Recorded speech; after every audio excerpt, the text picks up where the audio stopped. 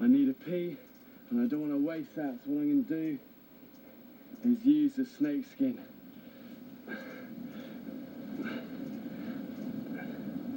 I'll just tie a knot in this end. Never drink your own urine unless it really is a last resort.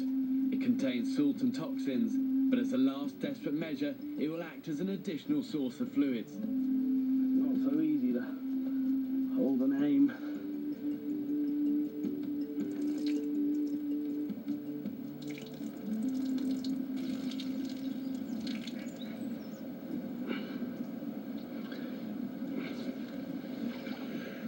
And then that's ready to go. And remember the leafy greens. I cannot stress that enough.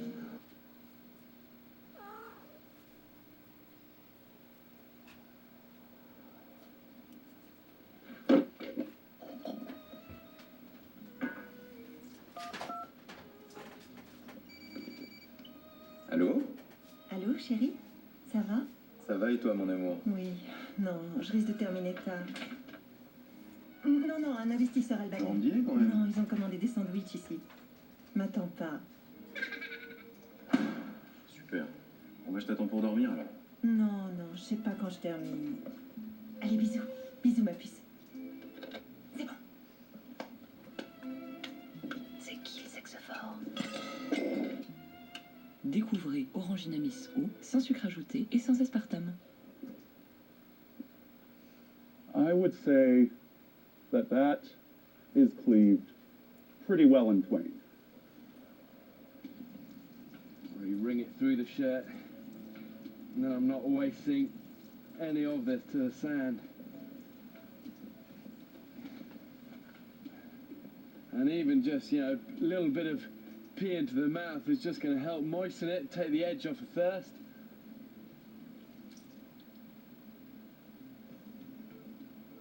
And you're not drinking it, it's just to wet your mouth a bit. The Operation Burrowing Owl program is celebrating its 10th year in Alberta. Through Operation Burrowing Owl, landowners are working with the Alberta Fish and Game Association to conserve habitat for Canada's endangered burrowing owl. Working together, we are ensuring a future for burrowing owls and prairie wildlife in Alberta. To learn more about Operation Burrowing Owl, please call 780-437-2342. Enter Kinco products by Nikan. The Kinco Creator, the Mag Boy, Mag Step, Kinco Pillow, Kinco Pads, and Kinco Mattress Pads. A full array of exceptional Kinco products to help show you the way to better relaxation, a more refreshed, energized disposition, and a complete wellness outlook toward life. And in order to help you enjoy a more comprehensive understanding of these exceptional products, we offer this brief usage guide and what we call the ABCs of presentation and product selling. The question I have is, since the departure of Jimmy, what is your relationship with him now? And first you have to explain who Jimmy is, because we don't know that name. we don't know who that person is. Doesn't ring a bell. Any more questions from the audience? Okay, so you're not going to touch that one, and you're avoiding. Don't ask any questions about Courtney Love, Jimmy Chamberlain, or Marilyn Manson. Thank you very much. A few words about almond joy.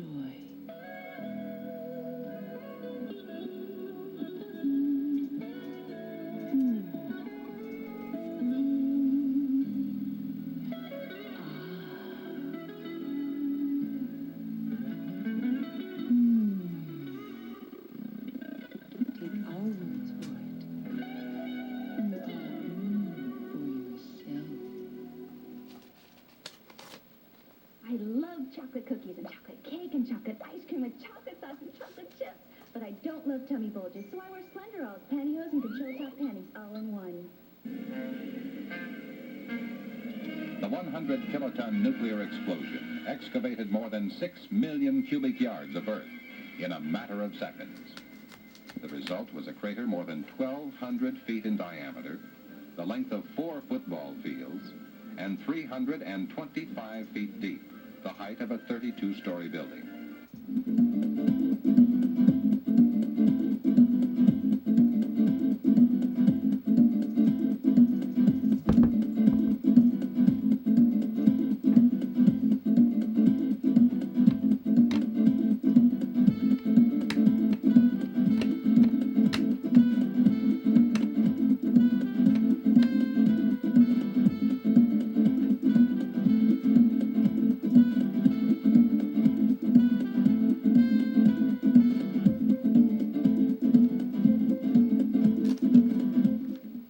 I know this may shock a good many of you, but I like boobies.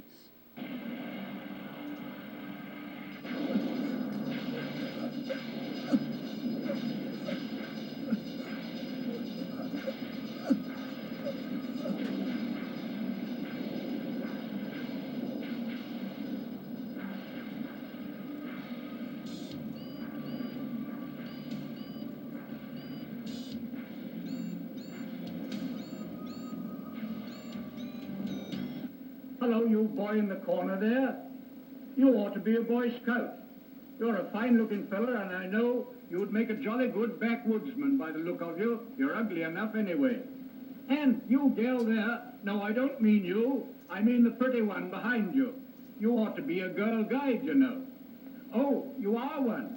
Oh, I beg your pardon. That's quite right. Now go on and tell all your pals to come and be girl guides like you. I'm very glad to see you there. Thank you all, good luck to you, and I wish we may meet again. Thank you.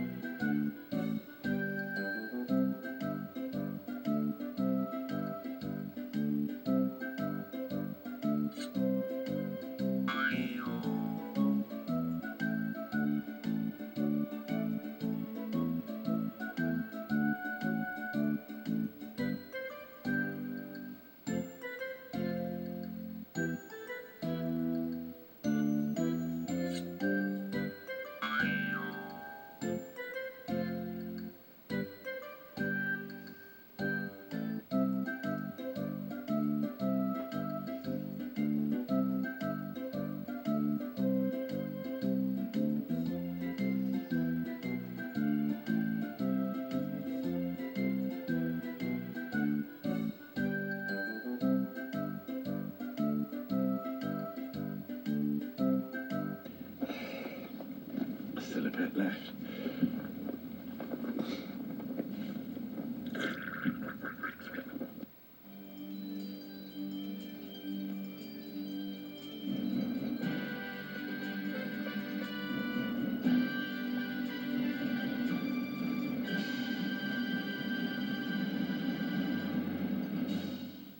The following program is rated A by Primetime Magazine. This program contains scenes of nudity and violence. Viewer discretion is advised.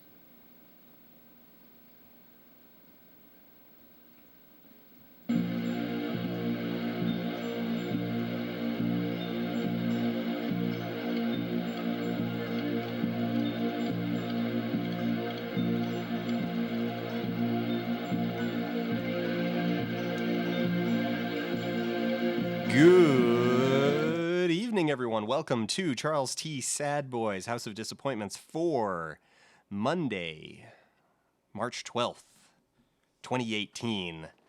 Thank you, everybody for joining me. And thank you, Leon Fenner. Leon Fenner just subscribed, tier 1 sub for 3 months. Thank you, Leon. Thank you. Good timing there. Great timing.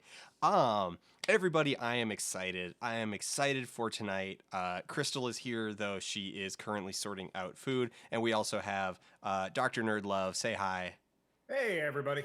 And we might even have a bomber guy later. We don't know. He might have fallen asleep. It is midnight in England at the moment, so he might have just fallen asleep. I don't know. Haven't heard from him in a couple hours. We'll find out. He might just show up, as he does. But tonight, Rango.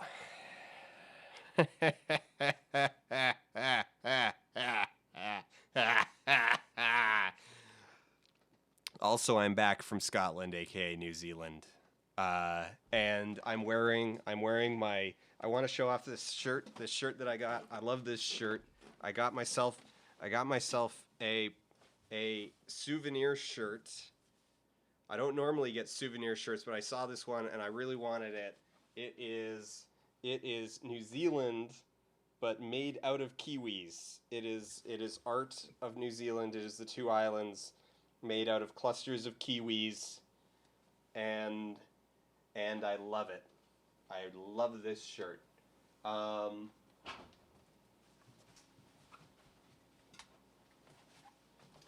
Yeah.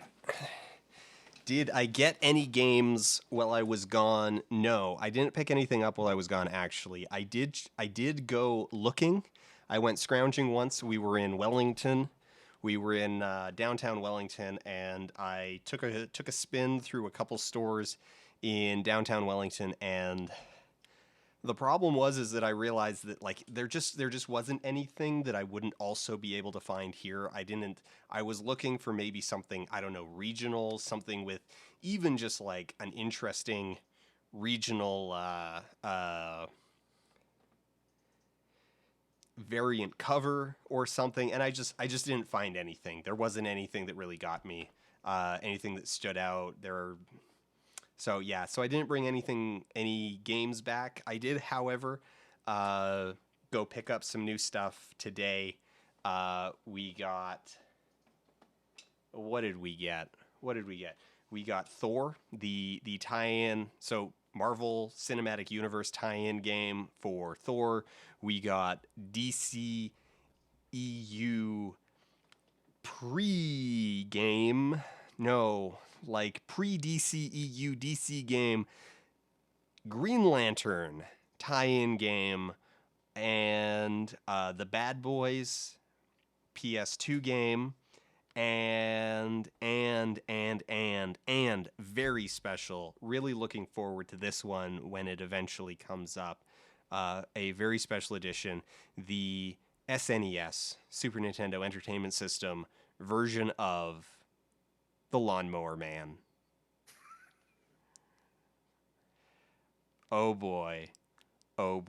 For those of you who aren't familiar with The Lawnmower Man, I did a live tweet of The Lawnmower Man a little while ago, about a year back. It's not too hard to find. I think I collected it all as a Storify.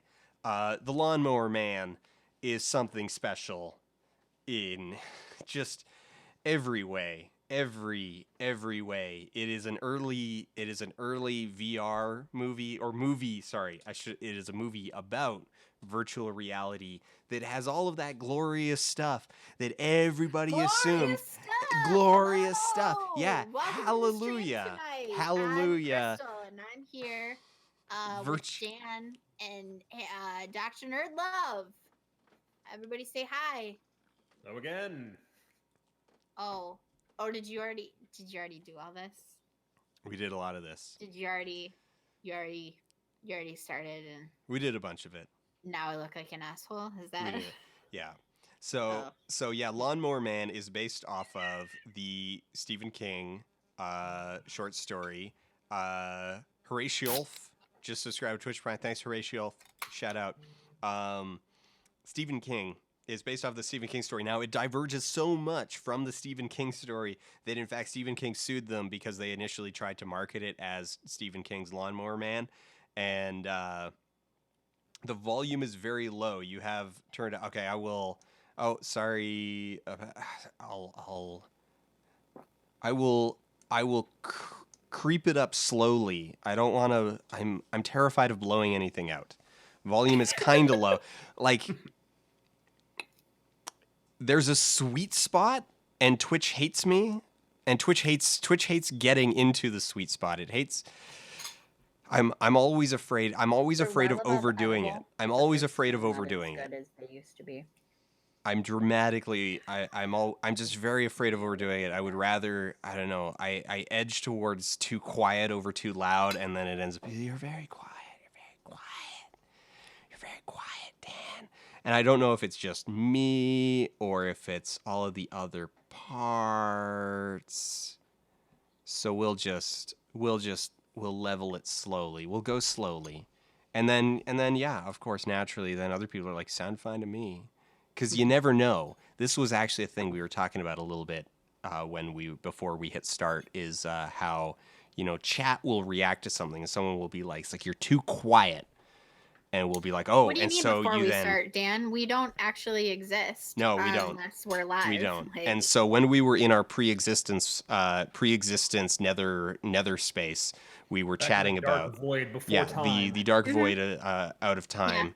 Yeah. We were undiscussing the non-concept of how, someone will mention something in chat, they'll be like, it's like, you're too quiet, and you'll immediately like panic and start changing things. And then like 30 seconds later, they'll be like, oh, never mind, I had you muted. and it's like, oh. Yeah, you just gotta wait until about 40 people until like 4 people. Yeah. It's, you gotta wait for that like flood of like, oh man, streams getting really, really janky before you start like trying to poke at stuff. Another thing I wanted to explain. So people were I got a tweet from Dominic4532, and I think Dominic's here. I recognize the name from Twitter. We interact a whole bunch, and I think I don't remember what Dominic's username is on Twitch, but can you figure the stream to allow us to choose a lower quality ? Please, period. No. Actually, I can't. Like I literally. That's not vindictive or mean though. No, it's not. I'm not being vindictive. I'm not lording it over anyone. It's just I just literally cannot. That is not a user option. That is a Twitch option. So quality options are only available for people who have. So there, if you are a.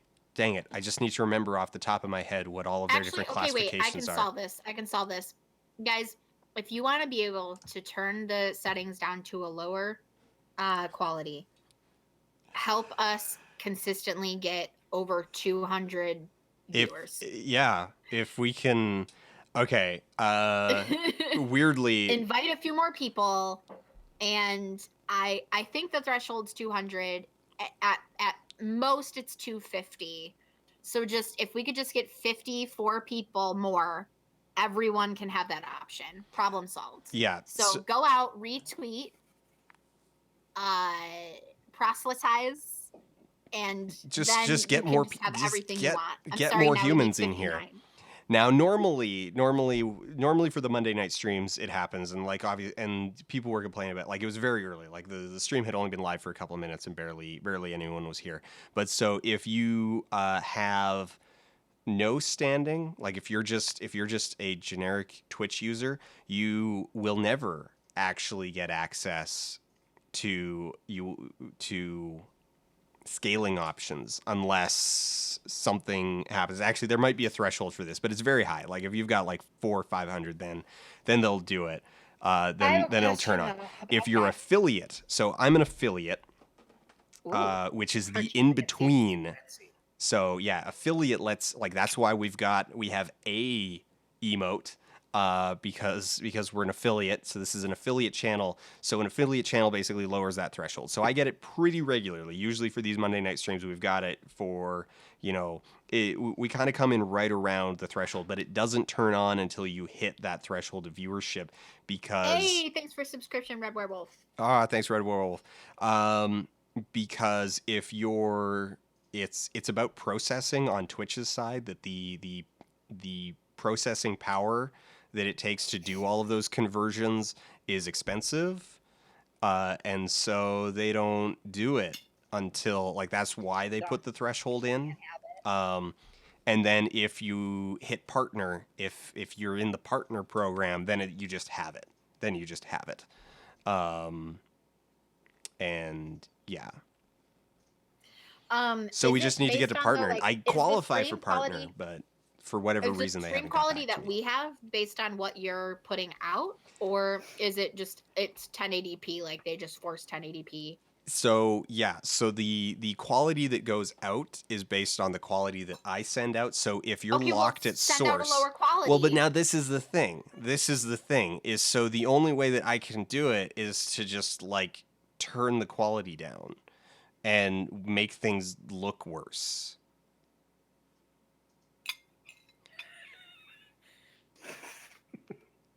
So right, but that's okay. I don't care if it looks worse, if it stops me from lagging out.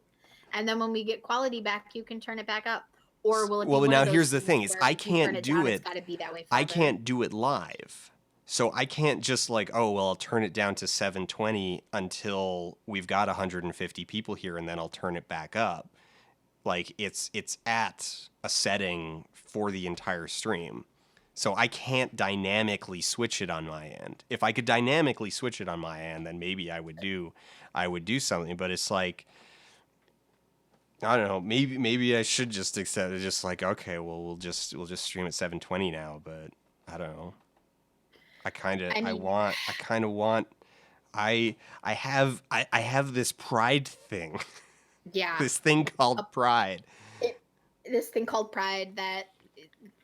You know what? To be fair, even when I've turned it down to 180, sometimes it still lags for me because my computer hates streaming. So, I'll give it to you.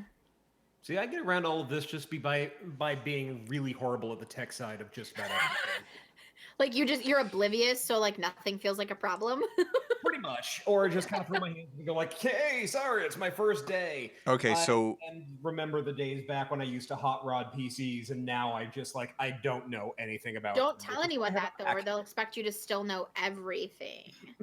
Oh, thank you for Lancaster for gifting us up. Yeah, gifted... Vexel deserves it. Vex deserves it. Thank you, Frontline Caster. All the extra Sword Squad work and the simultaneous speedrun attempts alongside, right? Vex is the one also doing Amy. Yeah, Vex is world record time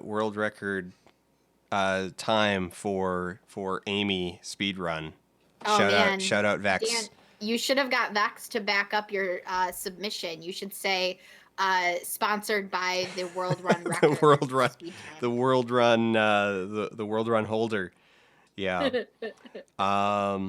There was so now in video quality currently it's giving me the options of 1080p and auto. I guess auto? I don't know. We're at 194 on a Monday. We should have enough people that it should kick in. Yes, I can. Okay. On the subject of recording locally, but also streaming, I run into CPU cap sort of problems. Like it just runs a lot worse, and the buffer overflows at a certain point, and then I'm running out of hard drive space. I need to get more hard drives again. So that's the issue. I need to get more hard drives again, and yeah.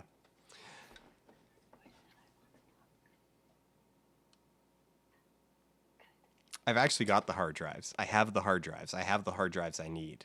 They're sitting up there. I just need. Are you coming to ask me for food? I just need the thing Mommy, to you put them want in. food? Let's flip over to the PS3 Mommy, we're real eating. quick. You want food? You want food? We're Cat, okay. Cat is begging me Somebody for the good food. just find. We're at 199. Somebody find us a viewer. Somebody just like go out. Just one. Just grab someone. Just one Just viewer. just grab someone. Hey, And thanks preference for so the 88. tier 1. What is these tiers? These are new. Like they just added tiers. Yeah, what is that? What's happening? What are these tiers? What they have Dan, changed? put a movie on Netflix, and we'll just watch that instead. Oh man, we would get in so much trouble. No one would notice. We would totally get in. It's not like they have active copyright stuff. It's just from your save They streams. do have active copyright stuff. Nah, I don't know about that. Well, they sort of. I mean, Dylan the Scamming is subscribed to Twitch Prime. Woo, thanks. I'm gonna feed this fluffy baby, so I have to take this headphone out, so I'm not gonna hear you for a minute. But her face is cute, and she wants the tasty food instead of the shitty wet foods, and I get to deliver it onto her like a food god. Are you singing along with the Rango song? Okay, goodbye. I'll be back. Okay, let's watch. I thought you wanted more Twitch, like more watchers, not chasing them away. If we get in trouble for the copyright music of the Rango, yeah. Hey, Pitface. 3 months in a row. Thanks, Pitface. Yeah, a bunch of the Factorio streams were dinged for stream crimes for copyright music. I mean, I was just playing the we were just listening to the soundtrack for that game I really like, the space game, No Man's Sky. Yeah, so yeah.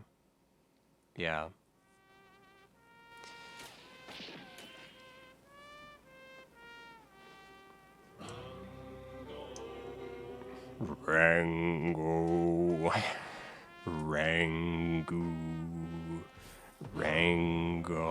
Okay, so this is Rango for PS3. So I've already come in and I've poked around a little bit. I'm waiting for Crystal to come back. I want Crystal to experience this first little part. So those of you who do you remember this game at all? Never played the game. Sorry. Do you remember this movie at all? I should say. Nobody played the game. Let's be honest with ourselves here. All right. Nobody played the game. But you remember the movie. Oh, yes. Okay, so if for people who aren't familiar with the movie, Rango is it's a strange film. It's a kind of surrealist animated movie. Johnny Depp is a chameleon who ends up sort of the unwitting central character. Oh, I haven't seen the streaming. Okay, here we're gonna get the scrolling demo here, the rolling demo. This will be a little bit of a preview of all of the like slick gameplay we've got to look forward to. He's a chameleon who ends up sort of being the unwitting central character in this murder mystery in the Old West. But it's very I already said surrealist, but it's the most it's just a really appropriate word for what's going on. One of the things that has to be driven home is that Rango is basically Hunter S. Thompson. Yeah, sort of. Yeah. Well, okay.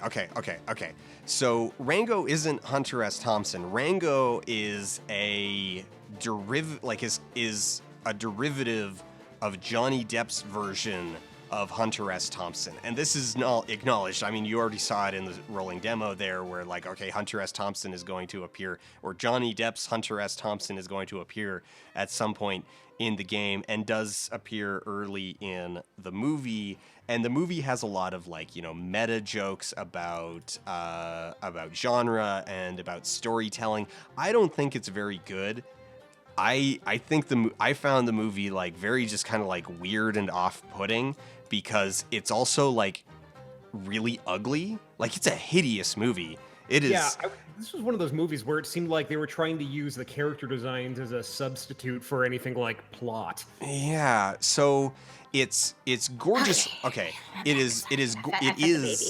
is gorgeously animated. Like the animation on a technical level is fantastic. It is beautiful, but the character designs themselves are off-putting. They are disturbing. It's very Is Rango, very like unsettling. Mexican? The character? Yeah. No. The lizard thing. No, in fact, he names himself because he sees a bottle of liquor called Durango, and so he just names himself Rango. He actually doesn't have a name until he calls himself Rango as he's busy making up, because he has no history. Right. He's just a lizard. Like the whole movie starts. Did you see the movie? No. Okay. It looked terrible, and it's very weird. I really like a lot of animated films. Like there's a small child in my heart that just screams at me to see all of the kids' movies. Yeah. And the kid was like, "You could not see that. Like we could just pretend no." So. All right. This Timothy Olyphant doing his best Clint Eastwood impression ever. To be fair, though, I love Timothy Olyphant for like no good reason. I think it's because he was in Scream 2.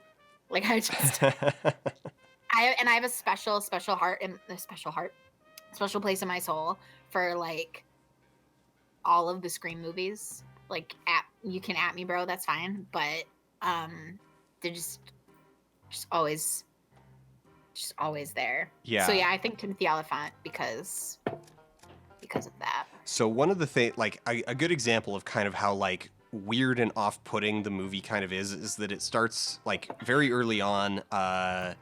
You meet an armadillo character voiced by oh crap, how am I forgetting his name? Played Doc Ock in Spider-Man 2.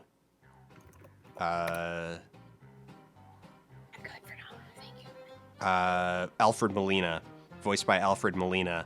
Oh, I like him too. Yeah, but so the character's name is Roadkill because he has a giant like tire print running through his middle, and I mean like there is a wedge missing from his body, and it's one of the like photorealism that they're going for in the animation makes it like really gross.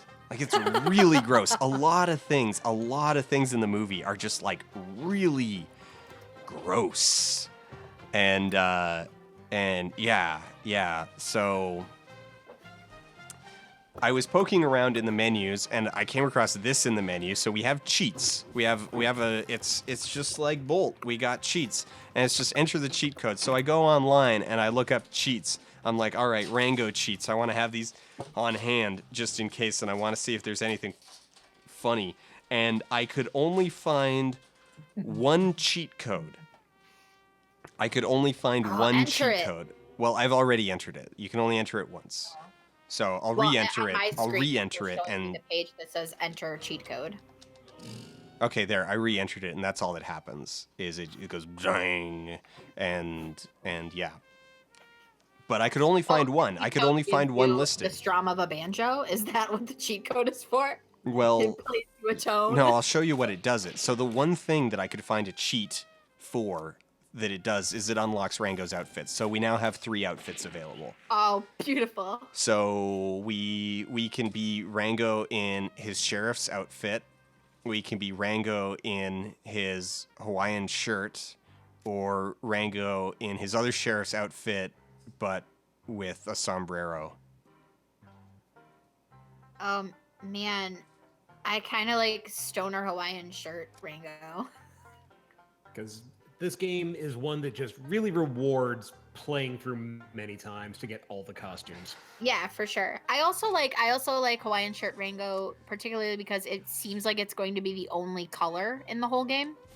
So, like, if we could do that, that'd be great. And we always have something. We always have the pink Hawaiian shirt. All right. We'll just go Always. We'll just go with the Hawaiian shirt. The Trevsky the Third is correct though. The sombrero is majestic. Oh, it's beautiful. It is beautiful, but I like part of me wants it just to like see those little pom-poms dangle, but I'm really into just like the garish pinkness of that Hawaiian shirt. yes. All right. Let's go. Gazetteer says, just got here. Is this game bad? And have you ever been to one of our streams? Now, and if no, welcome. Now, I am betting that we can probably, like, I think we might be able to switch live during the game, like just from going to like the options menu. So we can play around with them. We'll find out. Someone just said, are there, Driftwood 42 says, are there sombrero dangle physics? And immediately I thought, like, man, I really want that sombrero where all of the pom-poms independently bounce the way, like, anime chick boobs do in a volleyball game. And so they just, like, you can just stand there and they'll slowly, like, hyper accelerate until they're just vibrating. Yes. Because they just keep bouncing off of each other. Yes. Yes. Yes. That's 1,000% what I want. Why are you not wearing this pink shirt? Come on. That's not Rango. Oh, well, it's a lizard, so my bad. This is from the Unknown sequel where Rango crosses over with the Blob. Yeah, right? I was about to say Color Out of Space. Oh, man. Good one. All right, so what are we talking about tonight? We were originally going to talk about like pros, cons of like streamy things. Are we still feeling it? Are we still feeling talking about streaming as a concept, or do we want to move on to other more exciting items? That's Rango. Is that? It's up to you. It's up to you. Do you still have questions? Do you still, what? We're watching Rango. That's Rango. I don't care about which. We're not watching Rango. That's Rango. This is a cutscene. He's riding a chocobo? It's a Roadrunner. Oh man. Oh, the movie's got some classic westerns, like just, you know, racism against Native Americans too. But yeah. In fact, the subtitles, I had it with subtitles on, and there was one point, so Rango is talking with the Native American crow, and he says he uses the word ingenuity, but the subtitles spell it Injun dash uity, and I'm like, holy crap. Okay. Wow, chat, you are really into... Did I not say on Twitter that I was closing the book on that for the entire rest of my life, and you just want me to open it back up? You want me to take it down out of the box in the attic, which I have carefully packed it away and sealed it for all time, and you want me to go get it and take it out and open it, and not only open but like fully unpack it? What is wrong with you? Why do you want to keep reliving this nightmare? Why do you want to keep reliving this nightmare? It's definitely not actually Johnny Depp doing Rango's voice here.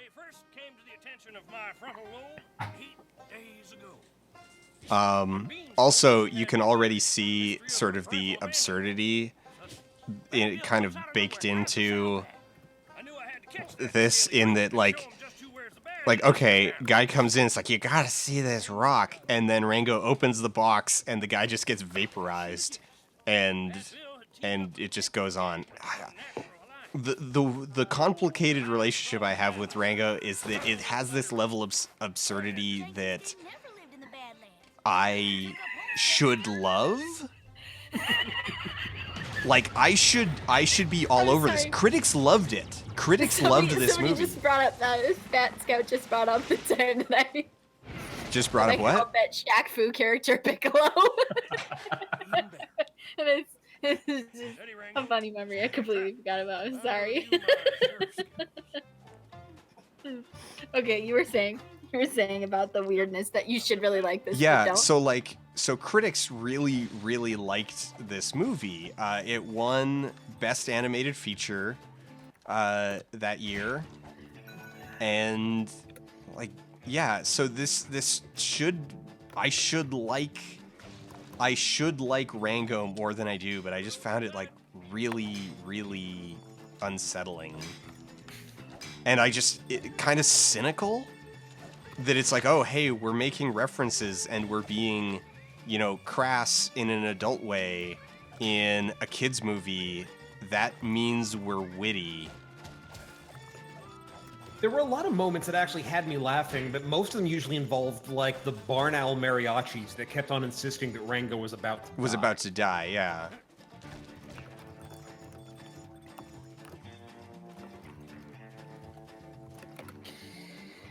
Okay, so what corpse are we in? What animal is this? I need to know my motivation. What's the setting? We are currently piloting a chameleon corpse.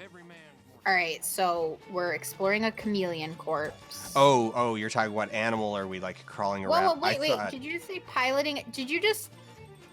Are you like an alien that takes over the body of this lizard?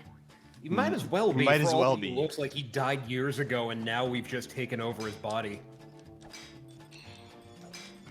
I mean, they've kept a lot of. They've obviously kept the unsettling character design, just the weird blobby shapes that everybody is made out of.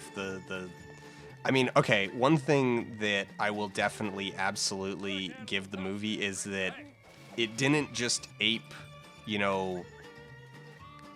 the style. Like, it didn't just ape, every other DreamWorks movie, every other Disney movie. Like, it does have a unique look. It's just that look is unsettling. Like, so you're a chameleon. This is Rango's a chameleon? Yes. That's why he's got the weird ass eyes. Do chameleons live in No. the Western American desert? No, they don't. So the movie starts with him in a terrarium. It's a very long sequence that really kind of lost me, where Rango is like planning. He's basically gone off his rocker because he lives in this tiny terrarium, and he puts on like plays starring himself. And it's this long monologue about how, he doesn't understand what his character is. Like, it's very meta. Like, it tries to be meta. It tries to be witty and meta, and I was just like, it's not working for me. It's not working for me. But if it's trying to be witty and meta, you'd think that they would have tried harder to address, like, the inherent like issues with the genre of Westerns. Yeah, but like moderately rectify them, or at least like point them out in a way, you know what I mean? It kind of does, because towards the middle third of the movie, he has a crisis of faith and ends up having a hallucination where he thinks he's seeing the man with no name. And it's like he's having this conversation with him, and it ends with him like walking away and then getting into a golf cart and just driving off into the distance. Yeah. I mean, so again, like, it should work for me. This is on paper the kind of thing I should really like. or at least the movie is. Is this not? I thought this was based like on a Hunter S. Thompson story. And I don't know why. It crosses Maybe it's over just with because, Fear and Loathing in Las Vegas. Yeah. Like he actually ends up on Hunter S. Thompson's car when they're driving through the desert right as the drugs take hold. So theoretically, this takes place somewhere out in Barstow. Okay. Oh my god. And what's really weird is this is that a gore Bamasso says, I don't understand the scale of this movie. You are about as big as a bug, but also a barrel. And I agree. I think that is weird. Yeah, and that goes through the movie as well, is that it's like it kind of goes with like, all right, everybody who is kind of a protagonist character, they're all on the same scale, but then the villain characters like the also, like, the have Red you ever Hawk seen and the roly-poly? rolling Like and the, roly-polies are not 1/2 to 1/3 the size of an entire chameleon. Like those are gigantic, or he's really tiny. Well, we've already established there's radiation going on, so maybe they're mutant doodle bugs. Okay, yeah, maybe like everyone's just weird size. well, and then yeah, so it's like the villains are big, so like the Red Hawk, the red-tailed hawk, and the rattlesnake are all kind of semi-appropriately sized, but then everything else is on the same scale. You know, it kind of has that. I mean, that's always kind of an issue in these sort of like, oh, animals from all different stripes doing a thing together. I mean, we've talked a lot about this on stream before, how like the Brian Jacques Redwall books, I'm still not entirely sure what scale things were supposed to be on. Right. Because it's like right. badgers are bigger than mice, but they're not necessarily proportionally bigger. Right. They're large, but they're not like the size of badger, like the yeah, like actual Ms. size of Badger. versus mouse. Yeah, Ms. Badger is like twice as tall as Martin and not 15.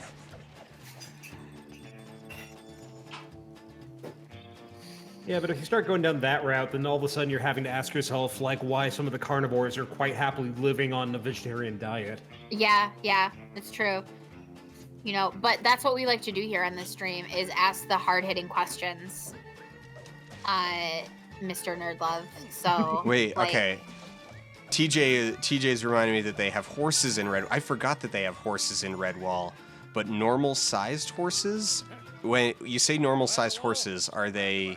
I don't remember. Are they horse-sized horses or like Martin-sized horses? Like Martin rides a horse, or? I mean, you also. Oh no, you were riding a bird. I was gonna say you're riding a pony, but I just recalled, like, even I specifically called it jokingly a chocobo, so duh, it was a bird. Dude, you get to ride a sweet bone slide. I want that. I want this land at Disneyland, at like Pixar Land or DreamWorks Land. Get rid of Cars Land to give me like bone slide, rail grind, barrel smashing zone. But they got that dinosaur area that they're not really doing anything with. Right. Just convert it. Build some gigantic cacti. Like, let's do this. Also, like, how big is that person? Like, from this angle, he doesn't look that much bigger than you. Okay, all right, no, he's big. All right, I see.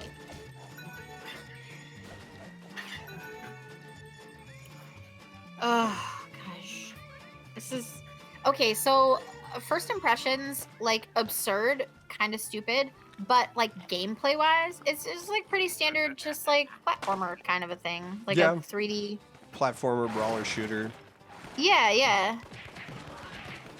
Like, beat up a couple dudes, and then that's it. R2 plus square to uppercut.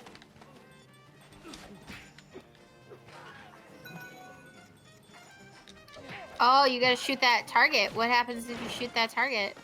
What happens? You gonna shoot it? I don't know. I'm gonna try to shoot it. I want to shoot it. I want to shoot it.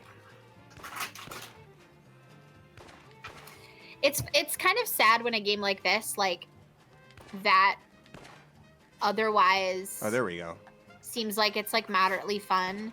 If someone had spent some time writing like a cool, interesting, like new story, it might have actually been a good game. Like with the same build, but because they were like, no, we gotta fit it into the Rango world. Like, Yeah. Well, I mean, it's so basically far, this is just this is like other stories. This is what Rango was doing. It's like Beowulf, where right. it isn't really so far following the story directly at all. Right. But it's the same thing with like, okay, so the Surf's Up game, right? It on its surface, it was just a fun, simple kids surfing game. Like, Yeah, it was actually a pretty decent amount of fun. right. So if you had just not tried to tie it in with the movie franchise and just like called it something different, or you know, not even or, and also got rid of accidental surprise racist walrus. Oh, there's you Hunter would've- S. Thompson right there. You would have First of all, been I'm able just to sad sell that it. they actually made a tie-in game to Surf's Up in the first place. Yes. Well, yeah, that's part of the. It that's was part of what I'm getting it was at. Is the like end of. part of what I think is so weird and annoying about it is that,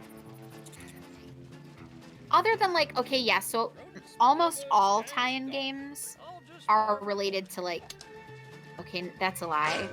A lot of the games are related to like kids movies because they know it's really easy to sell extra merch to kids stuff because kid likes a character, you know, they're gonna want to keep playing. But like almost wholesale, people dismiss movie tie-in video games. Like they're just not the same. Like stories that can be told in video form are not the same kind of stories that should be told or could be told in game form, are not the same stories that should or could be told in graphic novel form.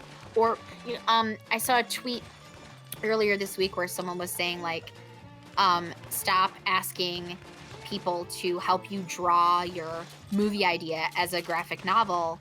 Like, graphic novels are not a place to just dump your movie idea. And I agree with that, less in like a gatekeeper way, but in the sense that stories have different mediums in which they're better told. Like there are some stories that just make really great plays and would make or do make terrible movies.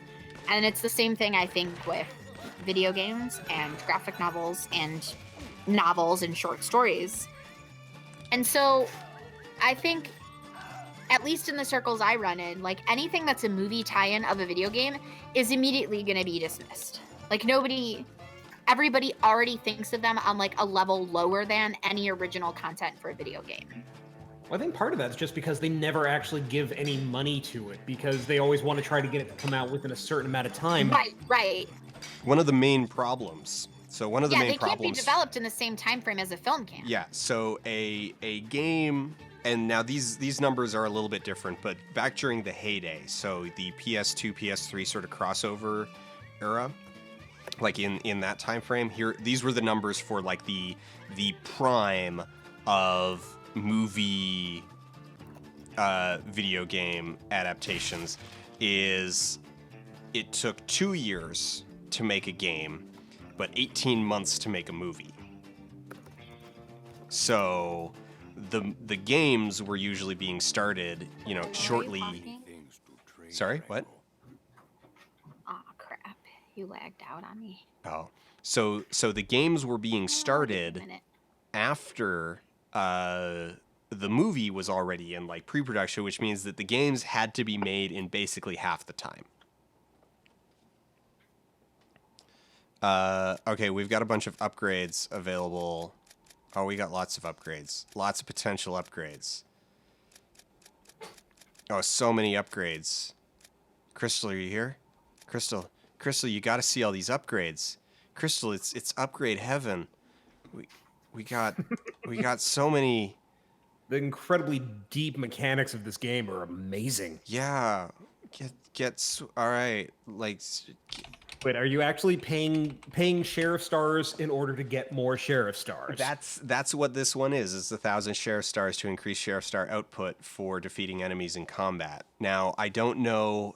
I haven't been keeping track so far, so I don't know what percentage, what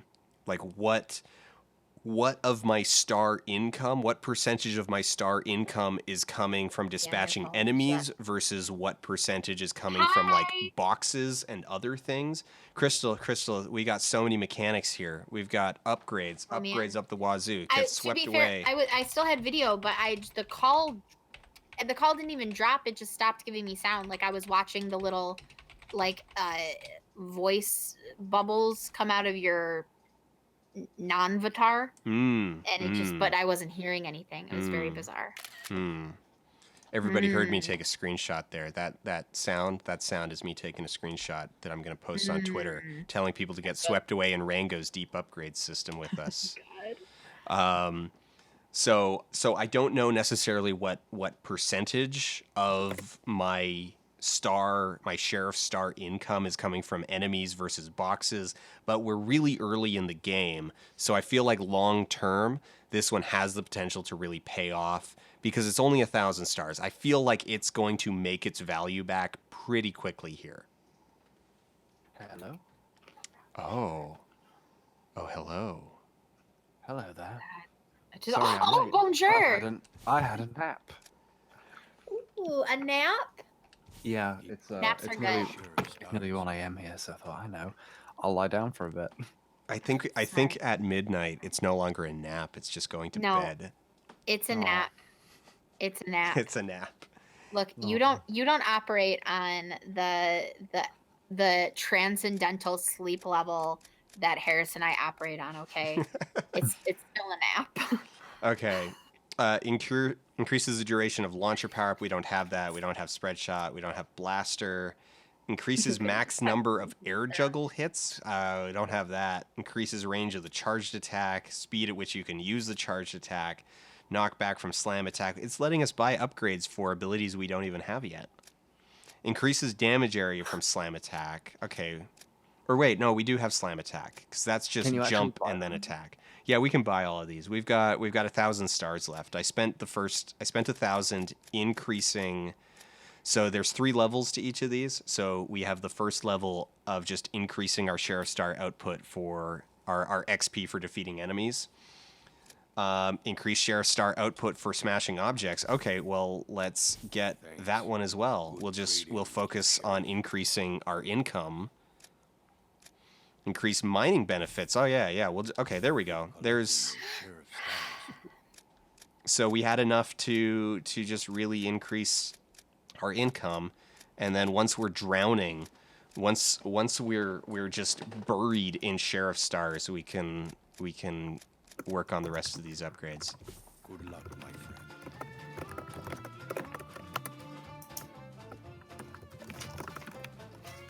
See, the rich get richer. Hit the jack in the box to drop a weapon power up. Okay. We have upgrades like that in Fallout, where it's like, you'll get more experience once you get this, so probably take this at the start.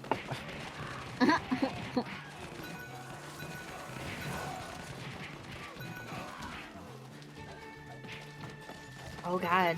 Oh my god. Oh god, a jack in the box. That thing just, like, dead eyes just go straight into your soul. Yeah, that was pretty terrifying. Yeah, but it Not gave me quite a as terrifying blaster. as our Twitter conversation the past 2 days, but deeply terrifying. Oh, you mean the T-Sex? Yeah, that's the one. Oh, okay. That's part of that whole thread. So while we were in New Zealand, at the meetup, at the fan meetup that we had in Wellington, I got into a great discussion, a fantastic discussion. I love this about Maori creation myths. And, oh, cool. Okay, hold to. And we just had this great time talking about how there's this whole myth. Sorry. about. I'm really into it. Can you just, Dan? Can you stop talking for a minute? I need one solid. Okay, like, get really I wanna- close to the mic and give us like a solid crunch. Like, give us some ASMR carrot eating, please. I'm sorry, these are completely uncooked carrots, and I bit off a small piece and now have to chew it first. I'll Just eat it. I'll get back to you when I've bitten Okay. off after it's Alright. time. Sorry. Okay, all right. It sounds good. Sorry, Dan. Keep going. It's Okay, Mari so they Christmas. they told us about this whole myth where Maui goes to he wants to steal immortality for humans. Like, he wants to give humans eternal life, and so he goes to the source of all life, which is in I'm gonna forget, which is in Moana's vagina, or in her womb. It's in her womb, which is accessed. Those are two different things. Yeah. To clarify. So For anyone who doesn't know it's female in anatomy, the vagina. yeah, and no, the no, womb but this is the vagina comes into play. The vagina comes into play in a second here. So he goes into her vagina, which is a volcanic like cave full of obsidian spikes. So she has vagina dentata. Yes. Okay. Phrase. And so Maui It means no worries.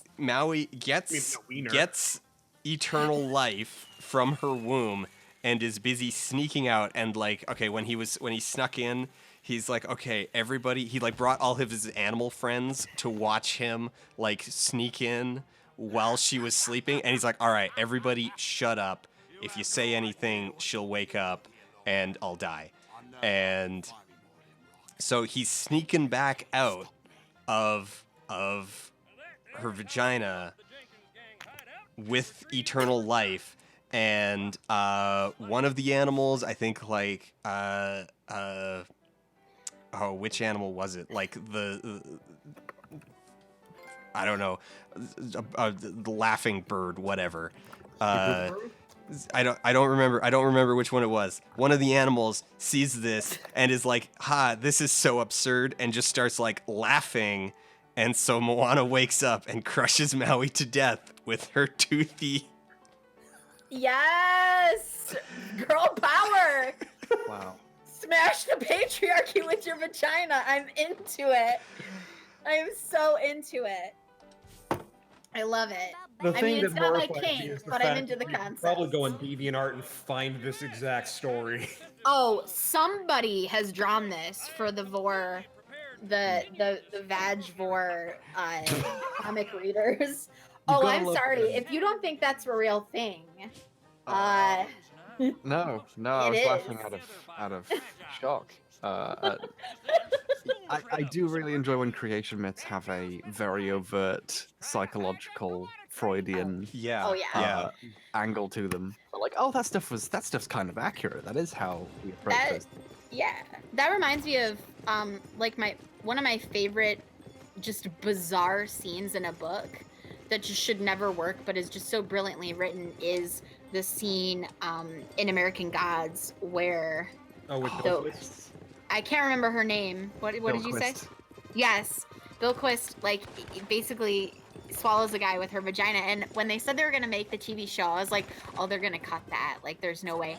And when they made it, they did it really well, actually. Like, it wasn't quite how I had pictured it reading it, because the writing of it is just like really cool prose, but like I was like, that was a solid adaptation, and I'm impressed that they didn't cut it. Like, I was into it. Like, just that bizarre shit, I'm just here for it. I've only seen the first episode. That bit's in it, and it was wow. They did it. They did. Wow. Yeah, first episode too. Like, they were not messing around. They're like, no, this is what's going down. You guys are in for a fucking ride. Yeah, that's one of the things I've really liked about the American Gods adaptation. They've added stuff to it like Vulcan, but when they've kept stuff like the Djinn and the cab driver, it has been really solid. Yes. Really good. Good stuff. Hey, I don't think we've met before, have we? I don't think so. Officially, no. It says on Google Hangouts that your name is Harris, so Yes, I it can't. is. I am H-Bomb. I'm the other Harris. Oh no. That other Harris. I say we, it's just me. I call him Dr. Nerdlove because I literally, even though I should know, at this point I think I'm gonna remember, like I think it's lodged in my brain enough, but I continuously forgot his name forever because I knew him through his articles before I even knew that he was like a friend of Dan's and we had him on the stream before. So like, he's just Dr. Nerdlove. All right. In fairness, I do answer to that. He does. It is your internet nom de guerre. Twitter now. Very intimate. He just slid into your DMs with a little shove. Yeah, you shoved him into my DMs. It's horrible. I know, it's different, guys. It's different when you're not sliding into someone's DMs, but you were just violently shoved by someone else into a different person's DMs. It's a completely different experience. I'm really enjoying the language we're using here. To be fair, it's very it was evocative. consensual. True. This DM vor scenario. It was a violent shoving. It was a consensual shoving. It was, yeah. The trick is to make sure to get past all of the obsidian spikes in the DMs. Yes. Right, and you want to make sure you use plenty of social lubrication to make sure it goes really easily. Oh, what is wrong with us? We're the best. What do you mean what's wrong with us? Everyone should want to be like us. I'm just saying. I'm trying to comically offset the fact I ate a bunch of Twizzlers today by eating some just raw carrots now. I don't think that's how it works, but I do. If that's not how it works, then I am doing way worse at this adult thing than I thought I was. So I'm gonna hold on to that concept dearly. Yes, eating raw carrots definitely offsets eating a ton of Twizzlers. Oh no, it's totally like buying indulgences. You're the ability to take it back. I just want my body to make. I just wanted to have all the things it needs, but also a few extra things. Also some extra things, yeah. Yeah. Like you want it to have all the things that it needs, and you also just want to give it whatever you want. Like it's an exchange. Yeah, I mean, I've been in New Zealand for a week, and my body's like, what the hell? Where's my corn syrup? It's like, why have you not eaten poutine? This should be a part of level, like your blood should be partially gravy. Why? Poutine is so good. It's the best. Wow. When are you gonna go to Canada again and get some? God, I don't know. I actually been meaning to ask about this. Because it's not really a I'll look it thing. up.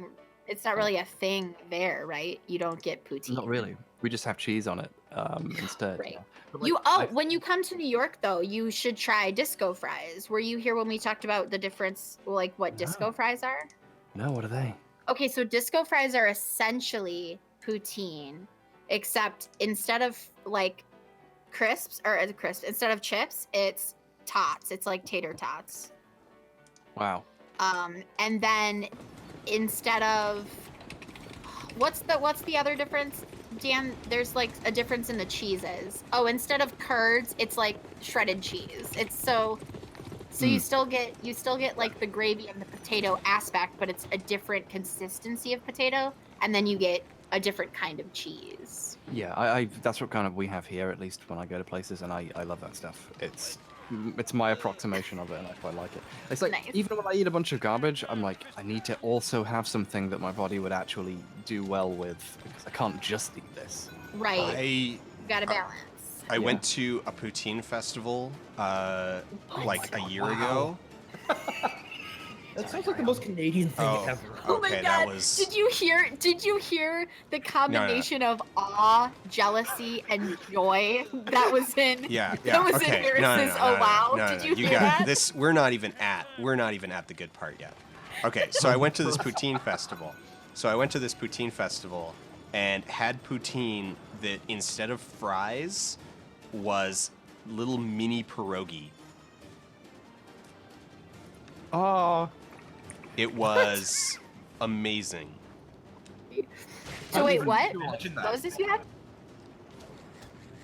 Oh, I can hit these birds. Oh, hit the birds. stab them or something. I don't. What can you do with them? I can just beat them. Or I can just punch these birds. Oh, are they angry? I don't think they like it. I don't think they enjoy it. They definitely don't seem to be enjoying it, but I mean, I can just punch them endlessly. That's but they're also not like exploding and giving you sheriff badge. There's no mechanical reward for it. There's just it's just an audible, an oral reward. So you don't even lose points when you hit these birds. You don't. Yeah. Seriously. But it gives you nothing, but it also doesn't tell you it's wrong. So, you know. I also just love the fact that you're mining for gold in the middle of a moving train. Yeah. It's great. Smart move. That's when I do all of my gold mining. I don't know about.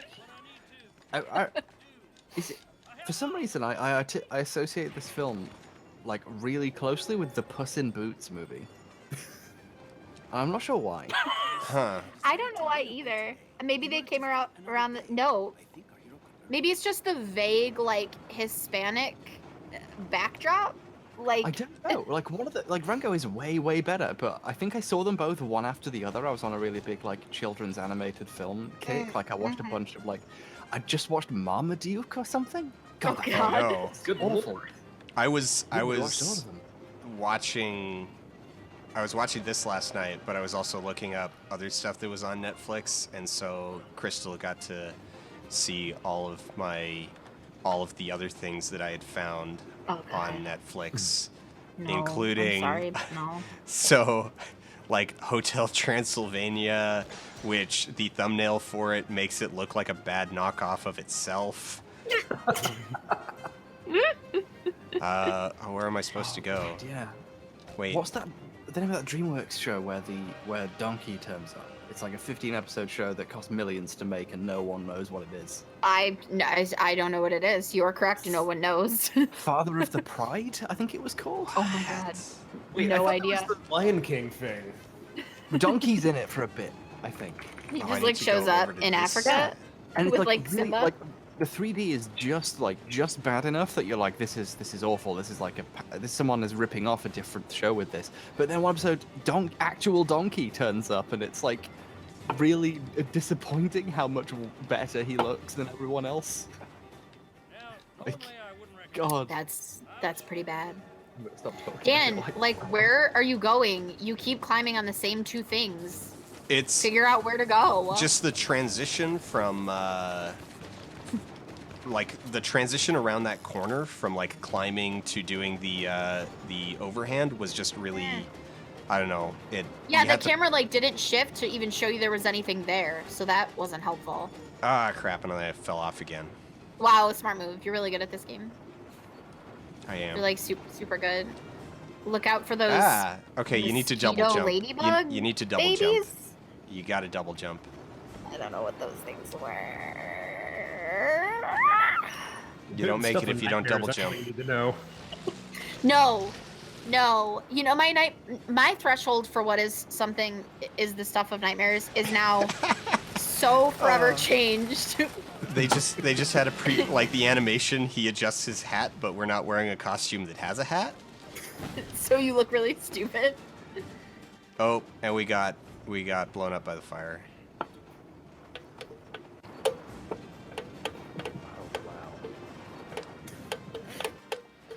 Okay, something about the fire effects on that made it look like you exploded into gibs. Was that a hawk with a Gatling gun on it? Yes.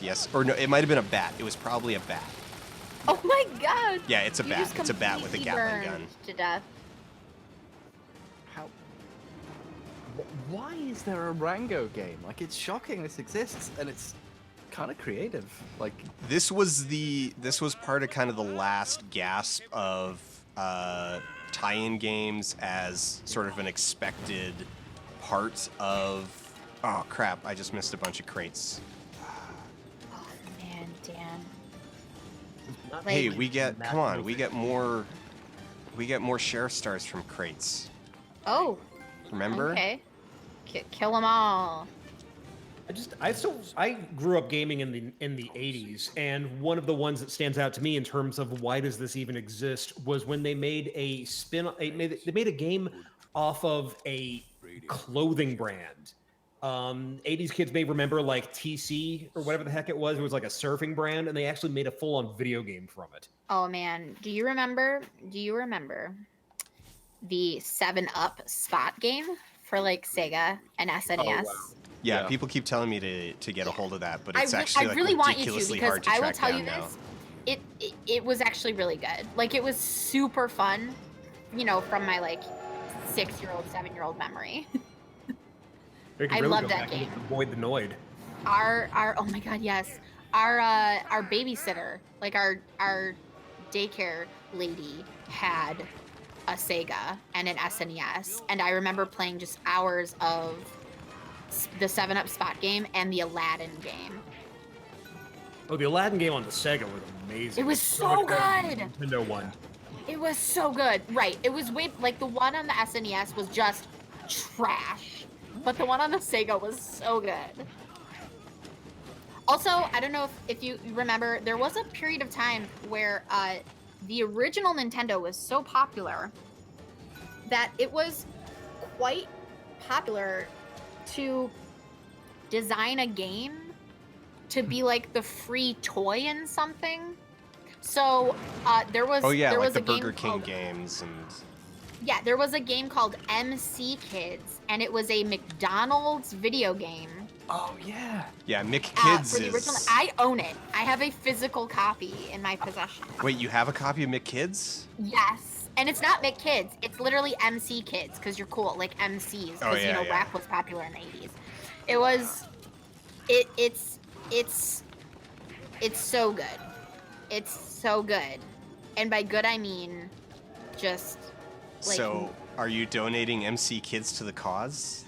I will not donate it because I love owning it. But what I will do is, if we ever get to a point where we get to do an in-person stream jam and you find a way to hook up an original Nintendo, I will bring it and Little Nemo in Slumberland and Luigi's Mansion.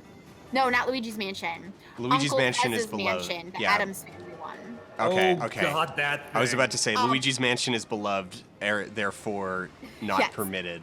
So those three games I will bring with me and play with you on stream.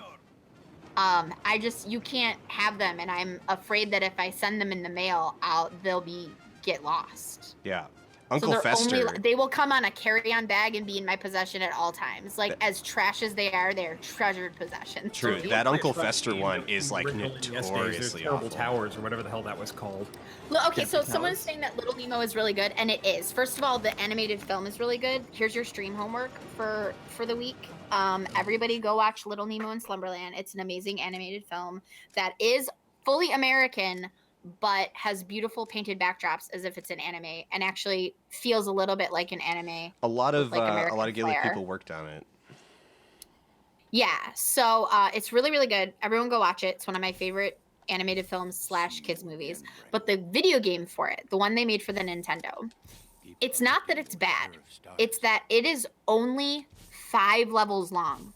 And so by the time you get to the 5th level or the 3rd level, it is nigh on impossible to beat. It is insane. That reminds me of the It's a- Blue Brothers game, which is like just incredibly short. Oh yeah. Yeah, and because there's only like 5, or maybe there's 6, like maybe there's 5 normal levels and then there's like crazy boss ending level, but I'm pretty sure there's only 5. But yeah, the 3rd level is like this side-scrolling, you're on the back of a moving train, much like this.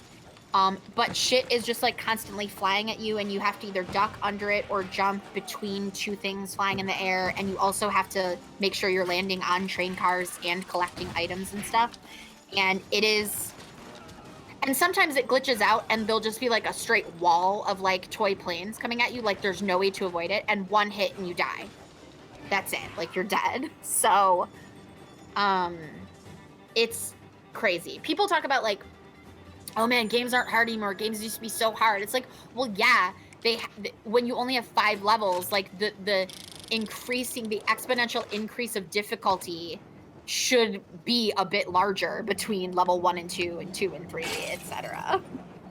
Yeah, but there were also like just games that were just insanely unfair. I mean, not even like Battletoads, which is legendary, but the original Ninja Gaiden was just a nightmare. Oh yeah.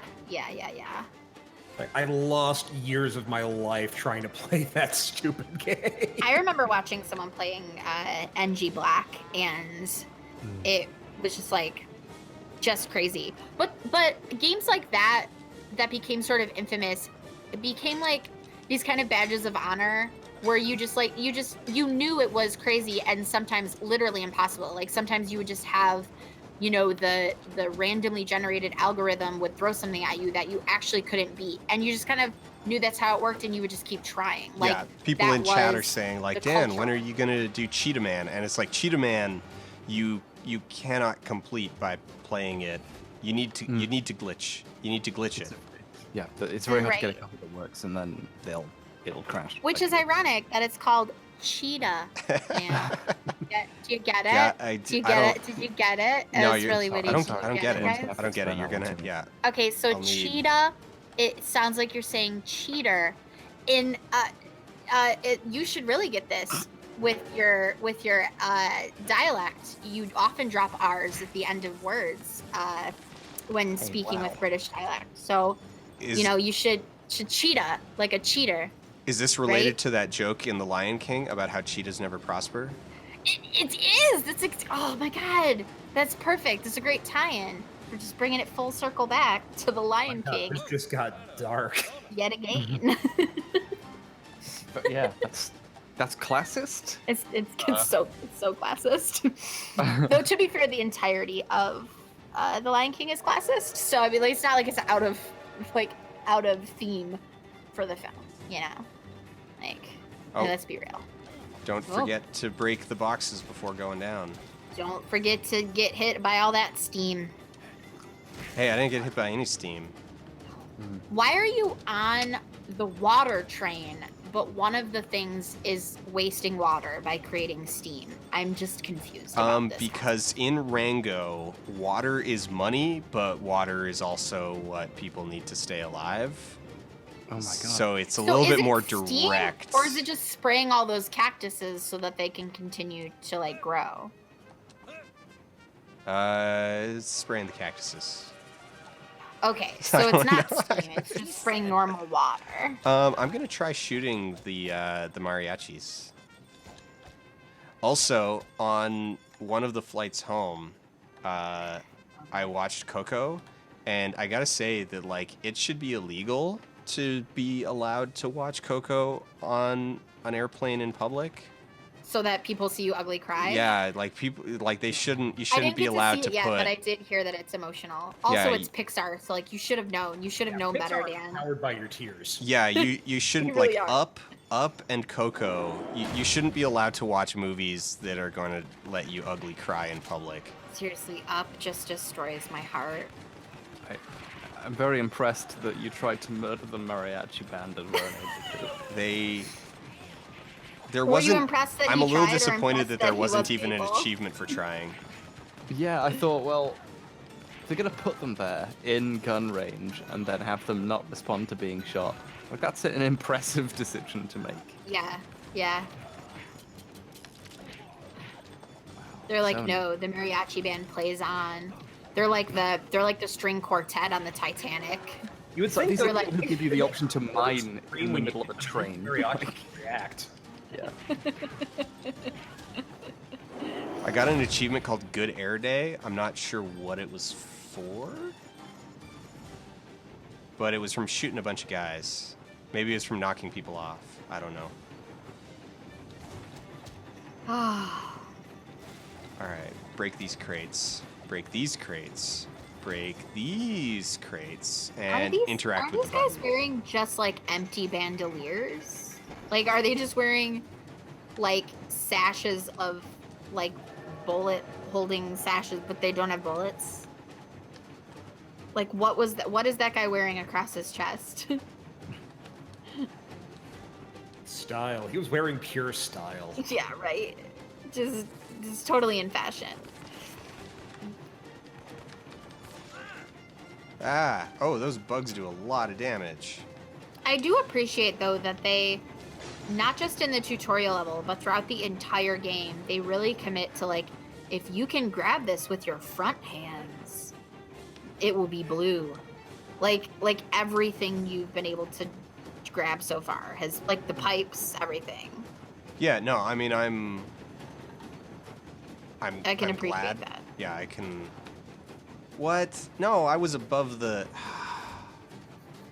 Wait. No, what?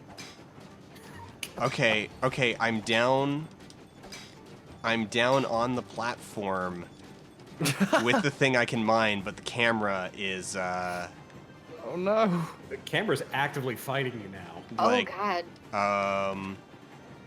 What is happening? I'm still alive. Okay, It wait, says there we go. Wall jump. interact. Wait, okay. No, if I can...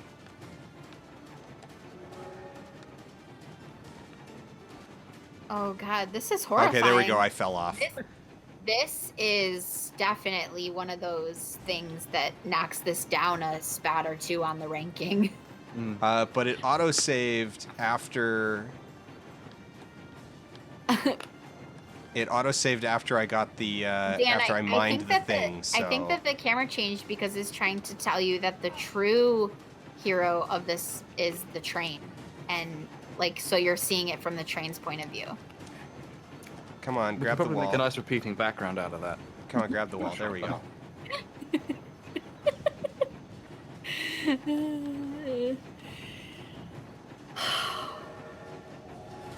Oh, man. Oh, man. Original ice cream. Is it called Lardu?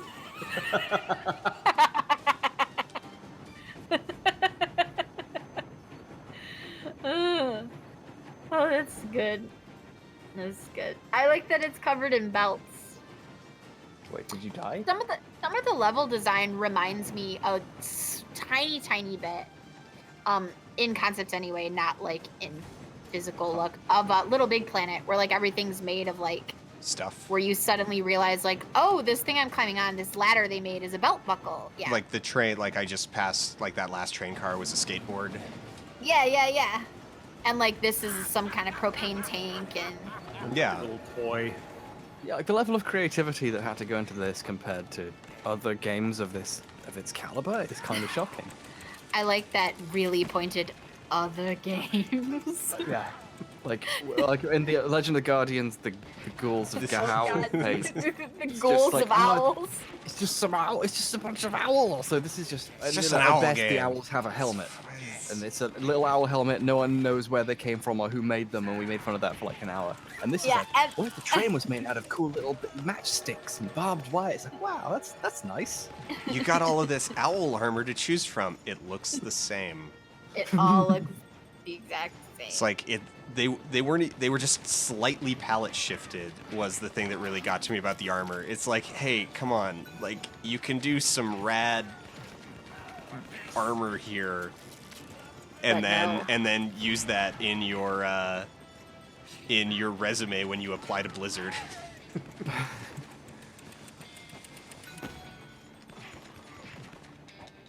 All right, let's punch this guy. Punch. I would really like to, if I ever had infinite money and a budget, make a fake tie-in game with a film property that didn't get one. Like, you know, something that fits really well. Like do like a Genesis game adaptation of Sucker Punch or something. Oh man. Oh, like Exodus Gods and Kings. Like I would say do it for a game that like not just do it for a movie that didn't get a tie-in, do it for a movie that shouldn't have a tie-in. Oh my that's god. easy. You want to do one for the fountain. Yeah. Or 12 Angry Men. Yes. 12 Angry Men for the Super Nintendo. Hey, if Darkman can get a Nintendo adaptation, then Darkman did get. Oh man, Yeah. there's one I would love to track down. Darkman? Darkman. I feel like you would be in for this, H-Bomb, if you could make a video game tie-in No, for I missed. Dark City. I missed. Nice. I missed a mine, but I got all 3 fish. Damn it, Dan. Our 100% completion. Benny and June the game? Yeah, there we go. These are some good ones. Or even better, if you're gonna do a tie-in game, do a tie-in game for obvious knockoffs for other movies. So like the 13th Floor. Oh man. Because 13th Floor was a knockoff of 13 Ghosts, right?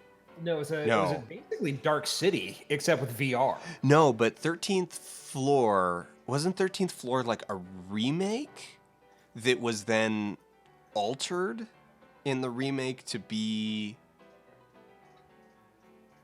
I don't think so, because the one I'm thinking of had a guy, like, he's going into VR or something, and he's in the 1940s, and eventually convinces one of the people to go to the edge of, I guess it was Los Angeles, and he finds out that he's in a simulation. Yeah, because 13th Floor came out the same year. Like, that was the same wave as Matrix and Existence and...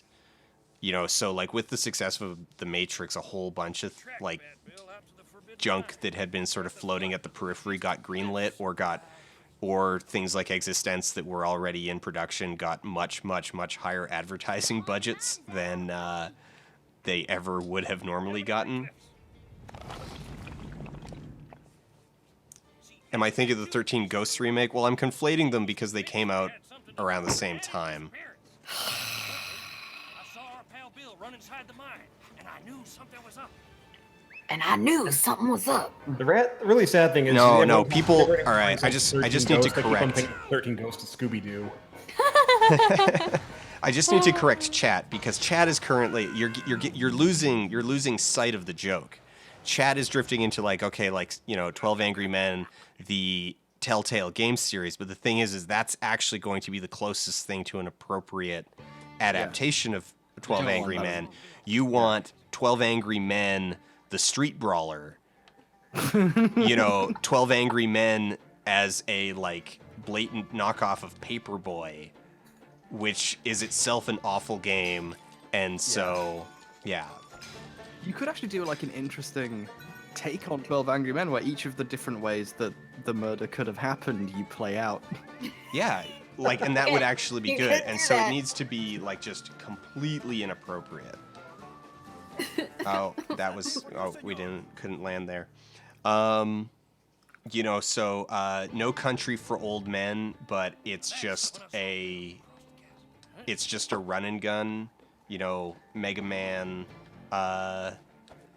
knockoff. Or just make it into a quick time event game like the Dragon Slayer series. You fell. No. So the thing with the falling is you have a limited window on when you can double jump. That's weird.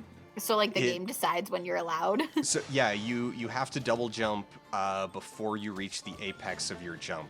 You can't double jump on once you're falling. I see. Some people are suggesting Old Boy as a video game. Only if you completely don't have any of the actual action parts of the film, then sure. If the whole video game is you being stuck in that room and you play through every one of the like days worth, then I would be into that. I think that was just Silent Hill: The Room, though, wasn't it?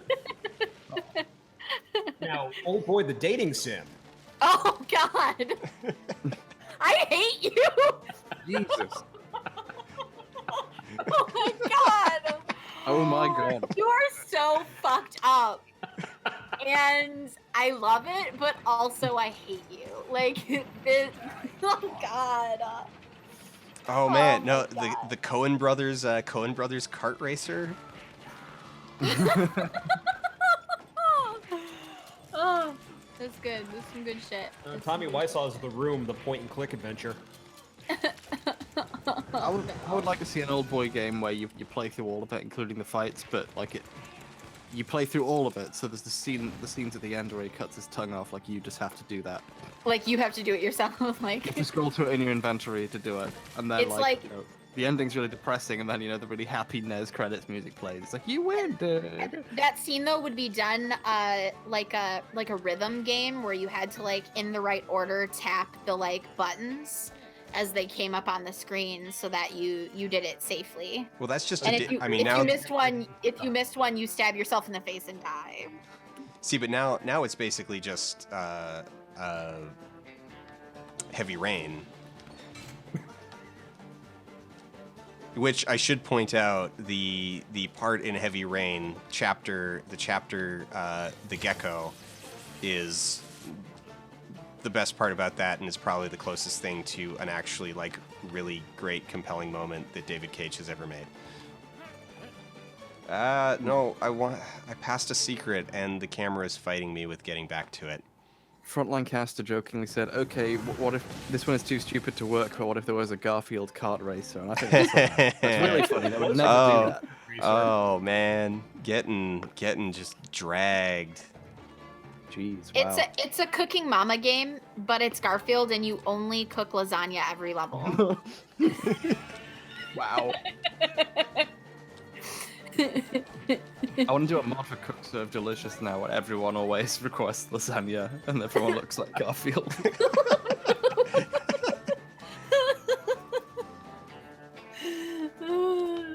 I love that game because the first cup is the lasagna cup, and it's downhill from there because that's all you have when you in a Garfield property. It's like lasagna, Garfield, the dog, and that's it. The rest they had to make up as they went.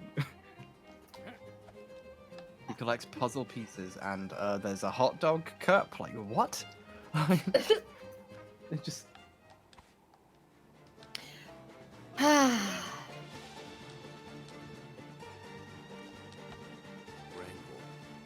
I like how this is like if action music was played by a mariachi band. Yeah. like it's like ding ding ding ding, like you're hearing all the bits, but then like there's just that extra tiny level of like a little extra brass, like a little extra drum, you know? Yeah. Is this story Rango recounting the story of some adventure he had? Yes, it's the other adventures of Rango. I didn't see the movie, so I don't know if, yeah. Like he's like telling a story, and then a piece of the story changed, didn't it, when he was telling it, right? Like this and the train segment were reminding me an awful lot of Call of Juarez Gunslinger, which is really the best first-person shooter ever.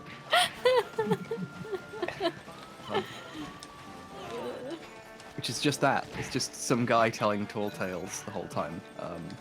And like by the end, you have a shootout with Butch and Sundance in a graveyard and kill both of them. Oh my god, I love it. And there's That's a scene where he's doing a train robbery, and he goes to the bathroom in the middle of telling the story, and the same train car repeats over and over while the people he's telling the story to discuss if it's true or not. It's like, this is kind of what this Rango game is doing, and it's... See, I mean, and that's kind of a little bit of what Rango the movie was trying to be? Yeah. Before you joined, we were actually, we were talking about how, or at least I was talking about how Rango is, in theory, like on paper, I should just love it, but it didn't quite work for me. Oh, I didn't move fast enough, so now we're getting electrocuted. Alright, well, we lost a bunch of health there, but whatever. I kind of felt that way too, where the person who recommended it to me said, this is really good, there's all these references in it, and it's incredibly well put together for a 3D CGI movie for kids, and I just didn't click with me that much. It's kind the of the same point that, like, reference for reference's sake is what gave us Ready Player One. Oh god. No. Yo, speaking of that, is it out yet? Or is this weekend? When is it? It's playing at South by Southwest. Some of my friends God. and critics have seen it already. No. Why? Because they got paid. I just mean, why does it exist? Less why your friends would go see it. Like, I will not fault, it's particularly if it's their job. Like, okay, go see it. But, like, why does it exist? Because we've gotten to a point where just 80s kids have taken over pop culture, and now we're just, hey, remember this, how awesome it was? Yeah, now nerds take over the world because we know all this stuff. We've memorized all this trivia, and so we literally win the internet. It's like we should be called the gatekeeping generation. Like, like we have brought back all of the stuff we had nostalgia for as like gritty reboots and then like just redone it all, some of it also for kids, like, you know, like new DuckTales and stuff. And I do feel like there is absolutely room for a Slavoj Žižek style reading of Ready Player One as about the death of our generation's belief system. Like this whole like having the Iron Giant return as this like monstrous version of itself in the name of your childhood coming back, but it's distorted. It's like this. You could easily like. I'm not saying the film Can is. that be your next video? Just like screw whatever you're working on, write that. That's what like, everybody that is wants from you. What I want the next series lore analysis to be now, just a version of, you know, a version of that, but me doing that more. Yes, do it now. I feel like I need to reclaim my explanation of what satire is / means that everyone hates, and that would be a good way of putting it into practice. But Please, I'm asking for it. I would like it. It would be great. Thank you. But I don't know. It's probably better as a film than it is as a book. Because Steven Spielberg's not an idiot. Steven, I was actually just reminding myself last night. Think of all the stuff that the book references are all visual things. Like they're all visual medium pop culture. So like even like literally just by the nature of film being something you can watch and not just imagine from a book. Yeah, these things, all these references can be simply placed and then left rather than having to have Wade Watts like meticulously explain every single one for minutes on end. Like it's gonna be, I mean, just in the translation to film, it along with, you know, Twilight and 50 Shades of Grey and Hunger Games, like it's one of those things that's going to be instantly dramatically improved simply by cutting out the main character's constant prattling internal monologue.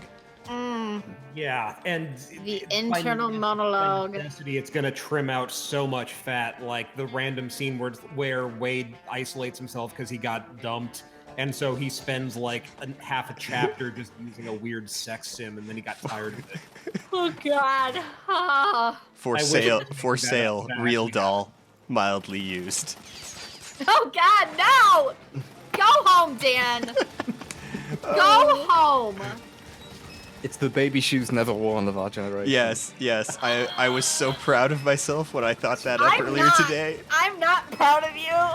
And then people sent me tweets like Hemingway now. You are earning more and more levels of quotation marks around friend right now. You know, Dr. Nerdlove over here has 2 for that old boy comment, and you are now at least 3. H-Bomb is the only true friend here. Oh. Friendship with Dan ended. Now H-Bomb is my best friend. Yes, that's me.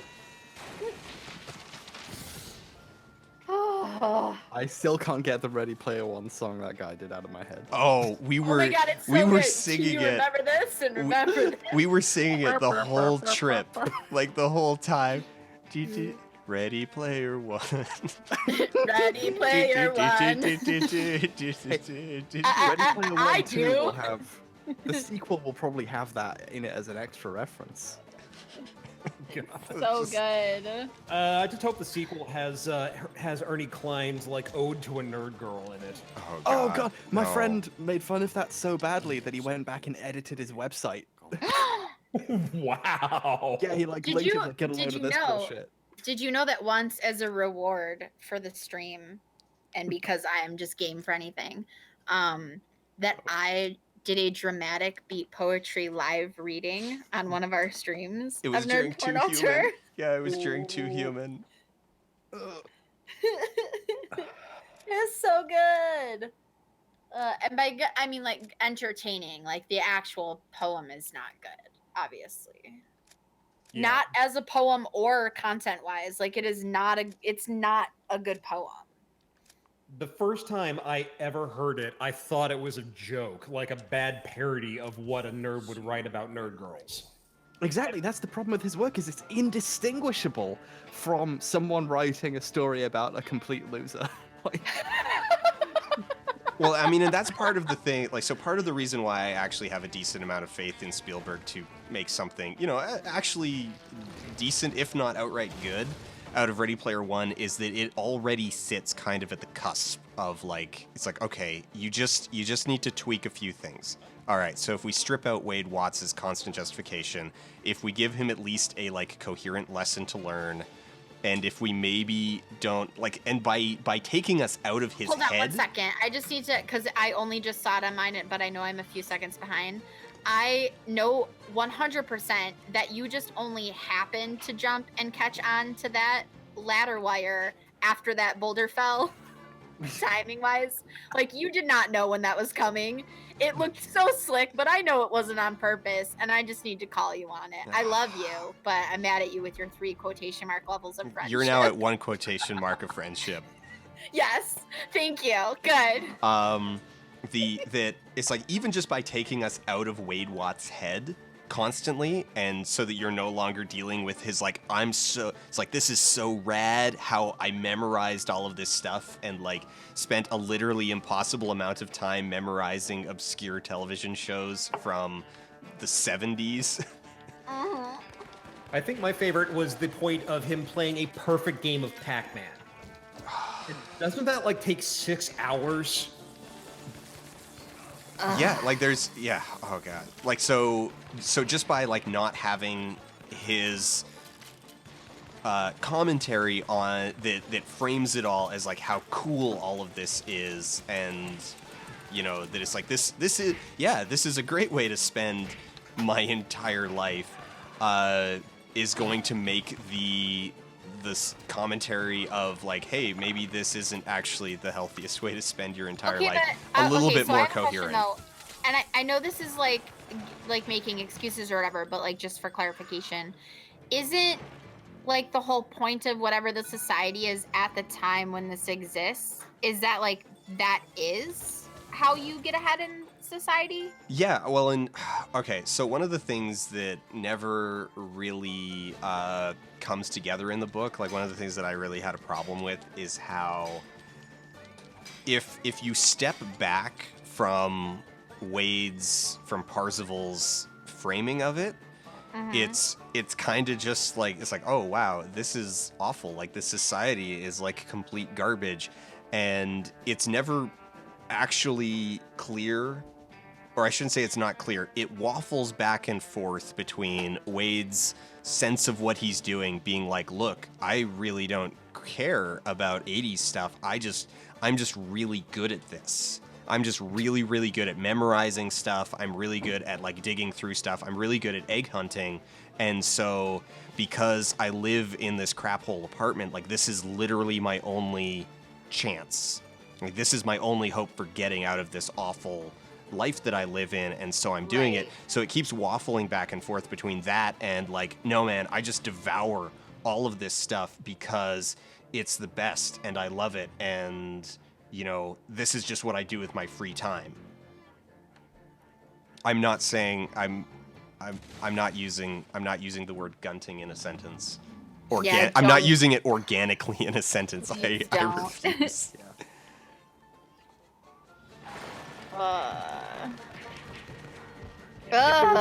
If there was any hint of criticism about how this was ultimately empty, then it might actually have been an interesting story. But it never was. It was literally this nerd is very cool because he's a nerd, and because he's literally just, everybody has decided this one person was the most important person in the world, and we're all going to be trying to be like him. Yeah, so there's the tiny little bit at the end where Halliday is maybe it wasn't the best way to spend my entire life. I could have probably had more friends. Anyway, here's $1 trillion. Well, it's that's actually a pretty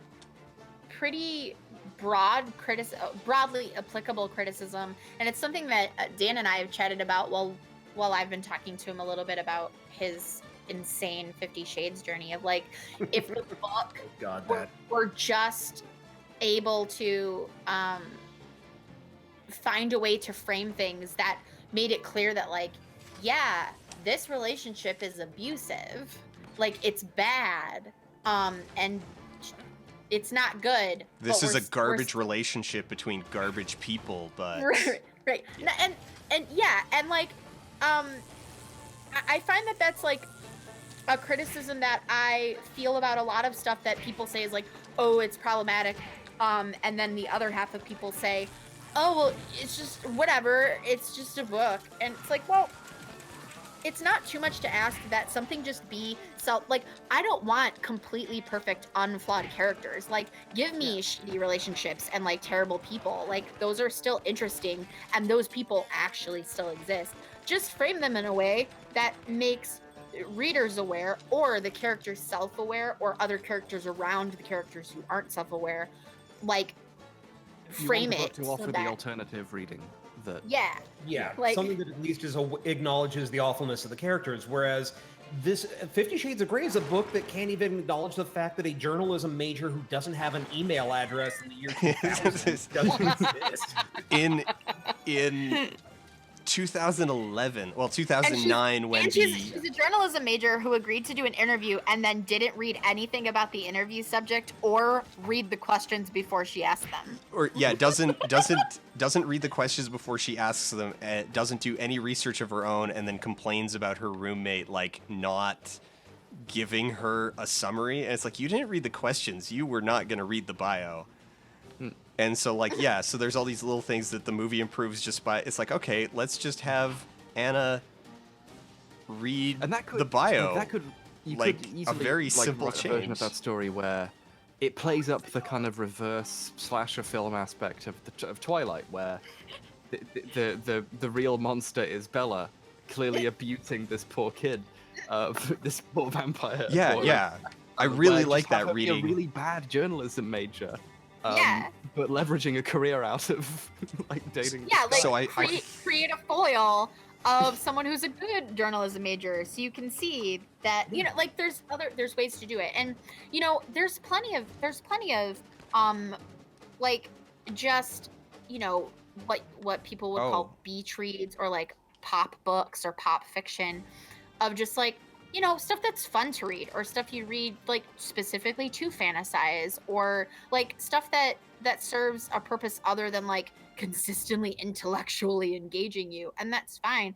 But they're still in a place where, you know, they should have a bit of self-awareness. Like when you frame a relationship like in 50 Shades of Grey and it's awful, like just give little hint to the audience that like, yes, we know that this is bad, but we also know that it's kind of still sexy to fantasize about.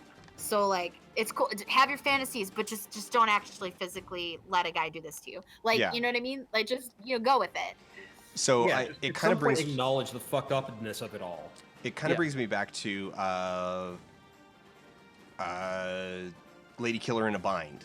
You know how Lady Killer's like, how Christine starts the game with like, hey, games like fiction is sort of a safe place to fantasize play, about to have ideas, to play with ideas, to play with scenarios that would be like awful and terrible and horrible in real life. And so like that's, I'm working that into the script with like, hey, like, you know, horror, like there's all sorts of like intense emotional states that we use fiction to experiment with and to practice before we ever have to experience them in real life, because maybe we don't want to experience them in real life because they'd be awful.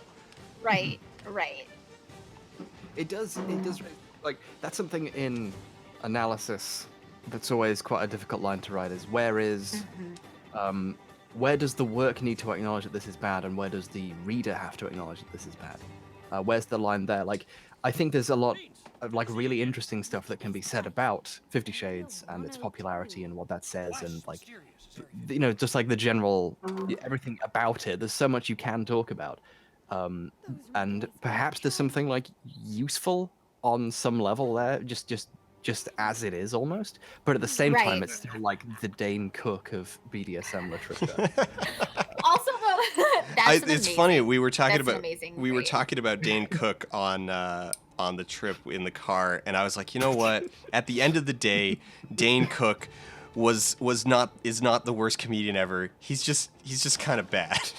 He's just He's kind of also though, but the he's just thing kind of about Dane mediocre. Cook is that Dane Cook is Dane Cook. Like his comedy is so like very existential.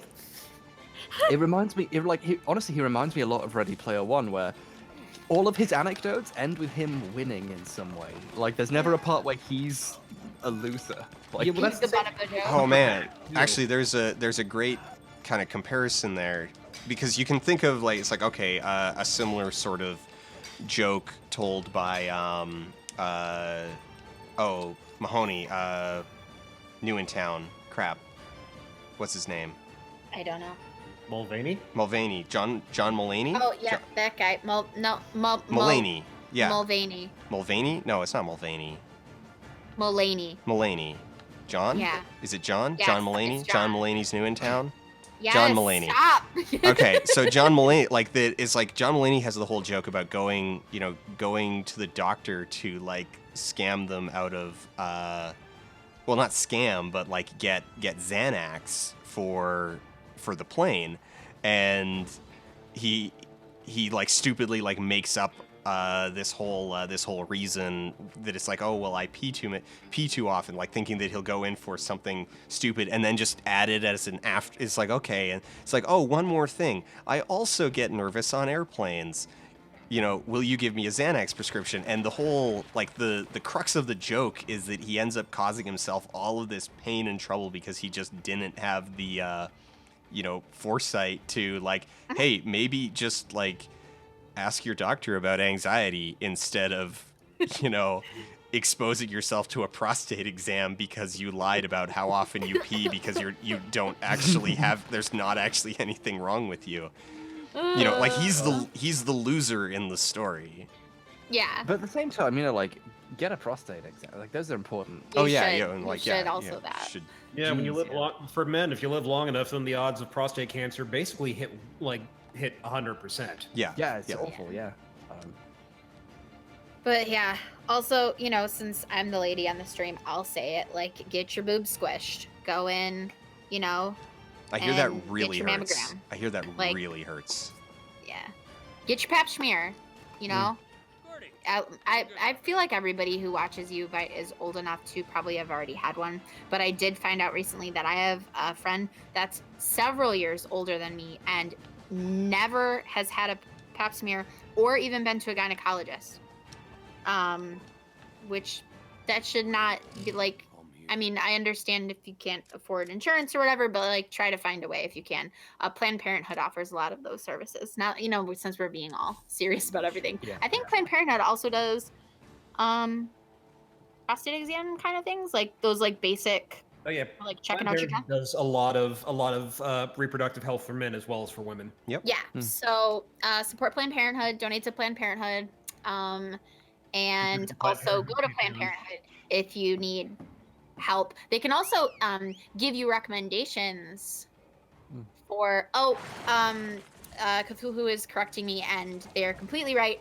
Get your pap smear if you have If you got a I was uterus. saying ladies because I am a lady and have one, and was the person on the stream that has one. So yes, was if this you have a vahuha or a ute, get your pap smear. it's the same thing with the other genitalia. I have a friend who is literally like 1 year older than me. He lives in Denmark, and it just occurred to him one day I should probably like check my testes, and he had cancer. Like he found it just before it could have been really bad. Yes. And Like- he's incredible. I'm pretty glad that he did, and it's Yeah. it's not something that you can leave. So Right. So Yeah. get it done. Get it checked out. Kind of pissed me off is that it wasn't until Tom fucking Green of all people got testicular cancer that I even found out that was a thing. And that happened right when I was at the prime age for it too. That's crazy. Yeah, I was in 18 by the time I had heard about this, and in all this time, I had never knew that was even a possibility until all of a sudden, it was like, hey, Tom Green had to lose a ball. What? Yeah, like you kind of like in your head, you know that like cancer can pop up anywhere, but like you don't think that there's specifically like no testicular cancer in specific can really like it'll get you. Yeah, it sounds like something that someone would make up for a hacky joke. What killed him? Dick cancer. Yeah. So yeah, everybody get your stuff checked, get your bits checked. That's a pretty non-gender specific thing. Get all your bits checked. I don't know how we got here, but I'm glad we did. This is an important. Me too. I think this is really important. I'm a fan of. I think we count as a public service advice. Yeah. I will say this advice: stay away from dietary supplements you don't need. Oh yeah, really. Yeah, don't do that. Don't do that. I saw a really great documentary. And all vitamins are scam to get your money. You don't need vitamin pills. Just eat foods Eat cod liver that oil. have the vitamins in them. Yeah. You might need vitamins. You might need vitamins if someone has told you, hey, you need a specific vitamin. Okay, if someone specifically, if your doctor tells you you are low on whatever vitamin, then, obviously listen to that advice over stream, mom. But in general, you don't need to take like a one a day if you're a normally healthy person. And yeah, you're just gonna piss most of that Centrum out. Yeah, avoid self-diagnosing like a vitamin B deficiency.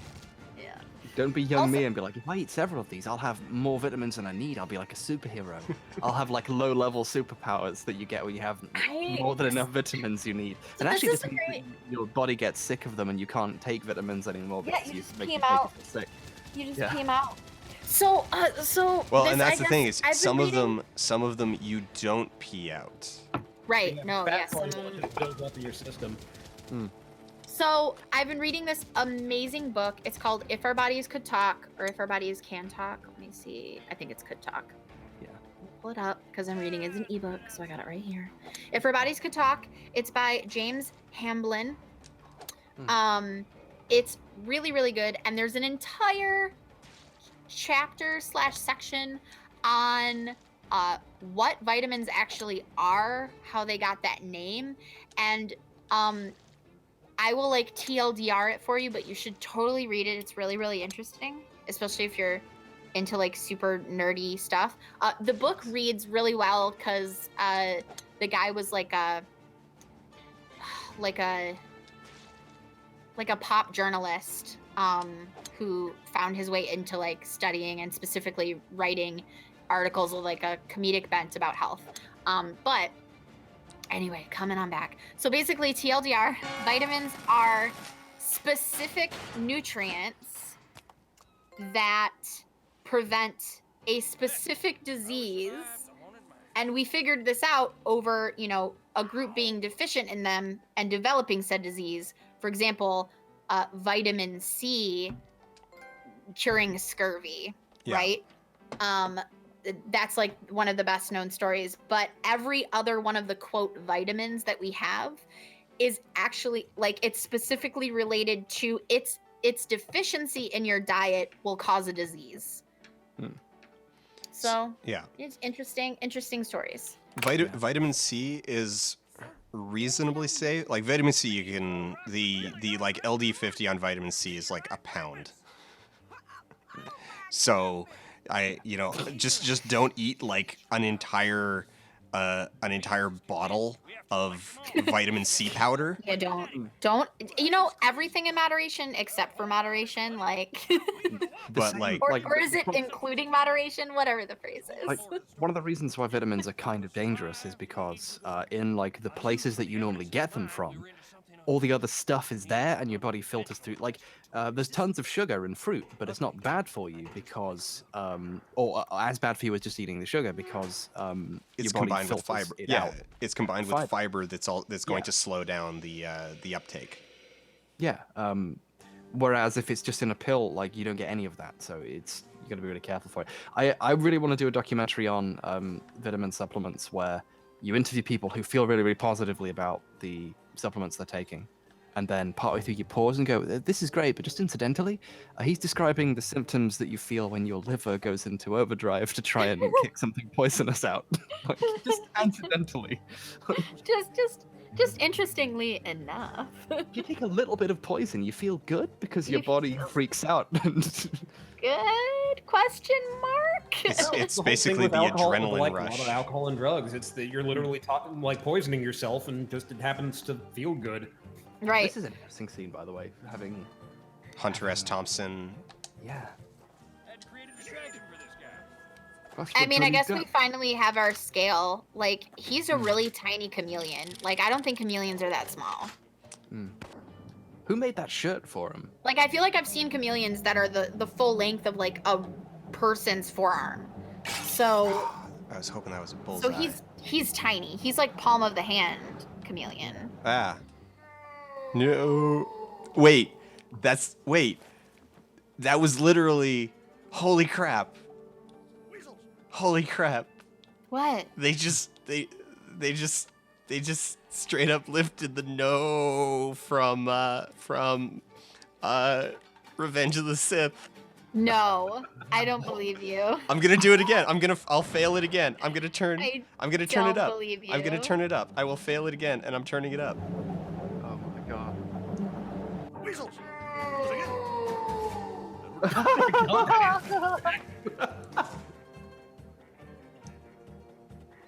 This game's pretty good.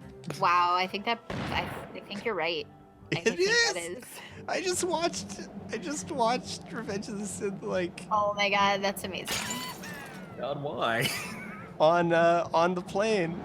Oh, I'm gonna miss this one. I want to get. Okay, I know there's an achievement for getting 3 in a row. YouTube, but... Okay, stop replaying it now. Oh, funny every time. Oh, I love it. So, to wrap up, everyone get your bits checked, whatever bits they are that you have, and unless someone tells you specifically need it, stop taking one-a-days and stuff because you don't need it. Save your money and use that maybe to donate to Planned Parenthood. Yeah. You know? Oh, especially like if you're taking a supplement that's got iron in it, like that can actually be really dangerous. Just make sure to drink more water than you think you should. It's always quite a bit more than you think. Drink a lot of it. More salt as well. Salt's better for you than people say it is. Right. Because the salt is actually what helps you maintain the proper balance in your blood of, like, the water, and like it helps your body retain the water it needs anyway. Yeah, and Twizzlers. That's about it. That's also Twizzlers. Yeah, I will second Twizzlers. I can love Twizzlers, so please get on that. Everyone should eat. In fact, just like if everyone ate one Twizzler a day, I feel like the world would be a better place. Definitely. I am not a medical doctor. Disclaimer. Hey, quit stealing my tagline. I was a medical doctor until I was banned. I am. Oh man, I am no longer a medical doctor. I am no longer a medical doctor.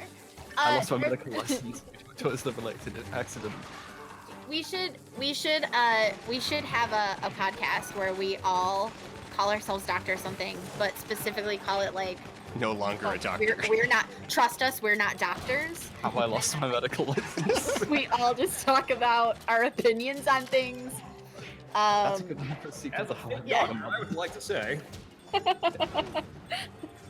I think everyone should eat a Twizzler a day, and I am not a doctor anymore. I am not a doctor anymore. I love it. Literally wouldn't let me say doctors at $25 goodbye. I love it. And we would end up with a completely unironic following of people who are like, oh man, this is even better than the golden one. Nerd Love Harris, you had said that you wanted to cut out around this time, I think? Yeah, unfortunately, I am going to have to take off. Okay. Those deadlines wait for no man. Well, we started to have like a little bit of wind down of amusing combos, so I thought it would help give you an out if you wanted it. That's how I roll. I'm a good host. Unlike Dan, who's trying to play video games and just completely ignoring all needs of everything going on. He just really wants to be good at the game. He almost never is. Oh, sometimes. Sometimes he's good at the game. I do give him props when he deserves it. People are asking who you are. Do you want to give yourself a self promo? Yeah, I'm the other Harris. I do a dating advice podcast and blog and now YouTube channel called Paging Dr. Nerdlove, which you can find at drnerdlove.com. You can follow me on Twitter at Dr. Nerdlove. Join the Facebook page at facebook.com/drnerdlove. And your blog articles. Daily XE. Yo, what's up? Long live the league. Are your blogs, your advice blog, is it reposted with Lifehacker, or do you write separate answers for them? I do Lifehacker. My stuff on Kotaku is separate questions. Okay. And now I'm also I guess I can say this now that I've started signing everything. I'm going to be actually syndicated in a few places as well. Kick butt! Congrats. Nice.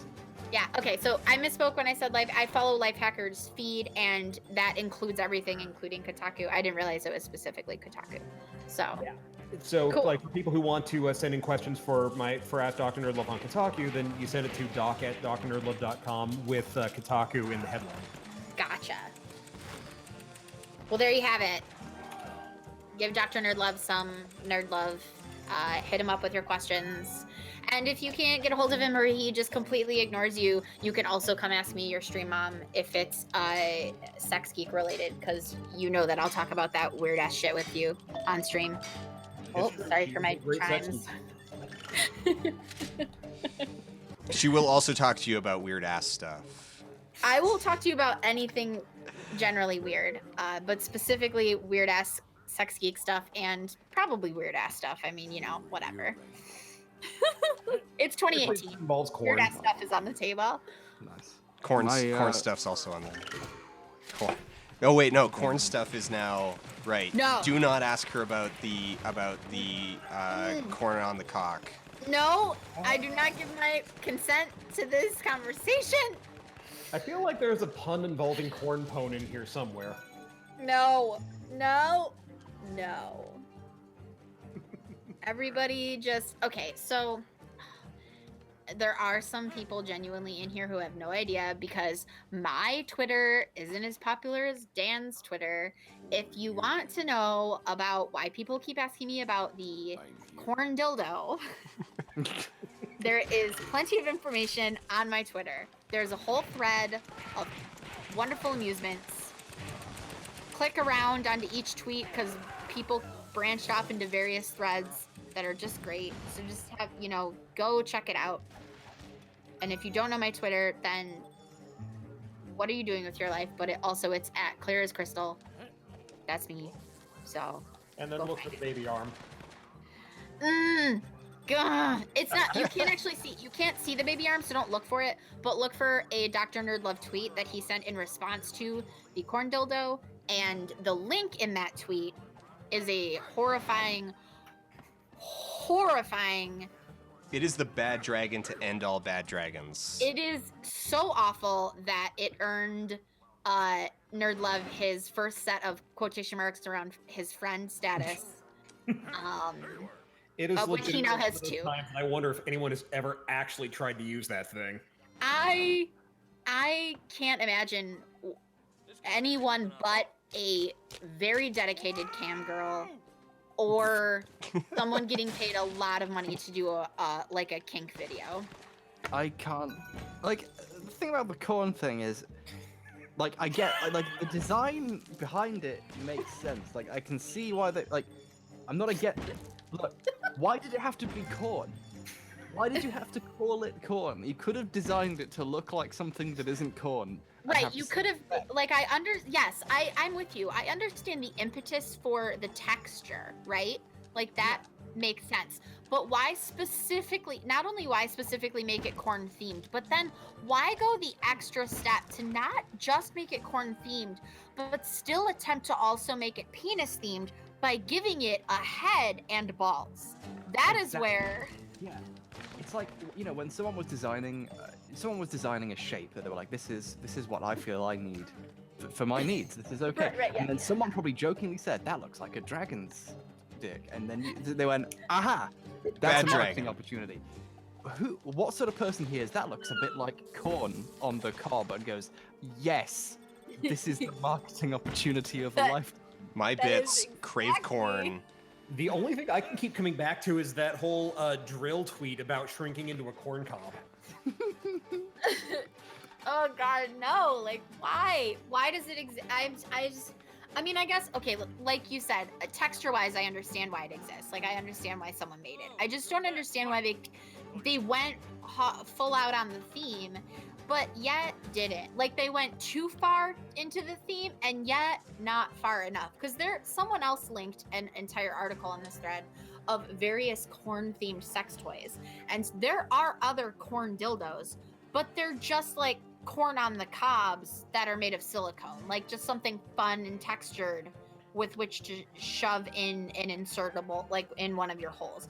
By the way, these are for vaginal or oral use only. None of them have flared bases. They are not safe for your butt. Trust me, don't put the fake corn cob in your butt. You do not want to explain that to your actual medical doctor while you're asking them about getting Xanax for your flight. So, like, all right, but yes. So like, but why? It's like they went too far, but then also not far enough. And then they also made it like white people's skin tone color. Like, why is like I don't want to imagine a corn on the cob, but then it's like A flesh horrifying color. amalgam of, yeah. Like it's disturbing. It's like it's uncanny valley levels of freakish, but also. Oh God, there's just so many problems with it. It's super flexible. It's like wobbly. Like you could like waggle it around. And I feel like part of the desire of someone who would want to actually use a literal ear of corn is the fact that it has like a solid hard core, like closer to a penis. But this thing is like has no resistance. Oh God. Oh. This fucking thing. Is this the best? Has haunted my nightmares. Is this the best conversation we've ever had on stream? Have we peaked? Is this the peak? I don't. I think the only way we could possibly peak is if we follow up on the Guillermo del Toro, the Bad Dragon. Oh man, that was okay. That was accurate. the greatest tweet. That was the greatest tweet that I think Twitter has ever created. Is Guillermo del Toro fact checking an artist who created a shape of water dildo. Check your facts. And that's just one of those cases of I have so many questions that I'm terrified to get the answer to. Yeah, it's like Guillermo. This just raises even more questions. I mean, okay, like let's just. First of all, I love him. So, I mean, I'm here for his critique. But also, like, you can't just say that and not. Yeah, you explain can't just say that, Guillermo, and then not elaborate.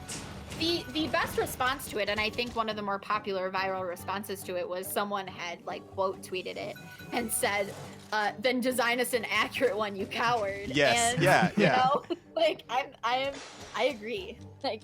You can't just. It's like the corn cob dildo. You can't go halfway to corn and then stop and still give it like a penis head and balls. Like you can't, and also make it flesh colored. Like if you can't say it's not Maybe accurate that's and the then artistry not of explain the how you corn. know. But how would you live with yourself if he caved to your demands and designed it for you, and it was the corn cob dildo? And what if you? Oh God! What if it was?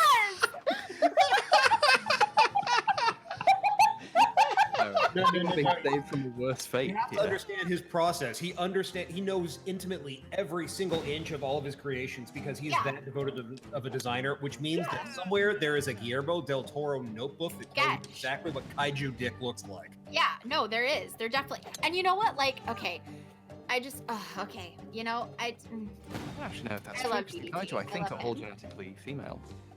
I think they're all they're mass-produced It's like Jurassic Park. murder things. Yeah.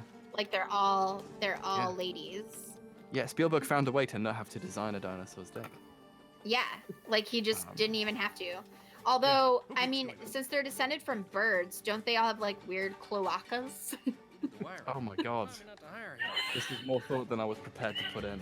I'm sorry, but you went there, so like it's gonna happen. I mean, I guess they could still reproduce as ladies only. Like there are species that do that. Nature. That is in fact a plot point in the movie. It's true. It's true. It's true. It is. But yeah. So like, I want Guillermo del Toro to work with the company to design an accurate Fishman appendage. Like I want it to exist because I want it just to know that I don't physically want it. I'll throw this out there. No humanoid-esque or animalistic fallacies are things that I desire whatsoever. So no, I don't want, but I want it to exist. Like, I want to know that out there there's a sex toy designed by an Oscar award-winning director based on his film about having sex with the monster in a monster movie. I just realized there was a shut-off for all of that. I could have got shocked a lot less if I had noticed that power switch there. I love that you're bad at games sometimes.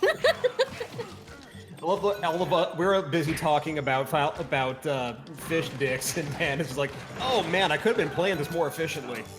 Yeah, right. Like, we'd said goodbye to you, like we'd given you a chance to escape with your life, and then we carried on going, and you just couldn't leave. I'm so sorry. I'm sorry. Are you kidding? Geeky talk about genitalia is totally within my brand. Exactly. Yeah, we were like, see you anyway. Now on to your topic. You know.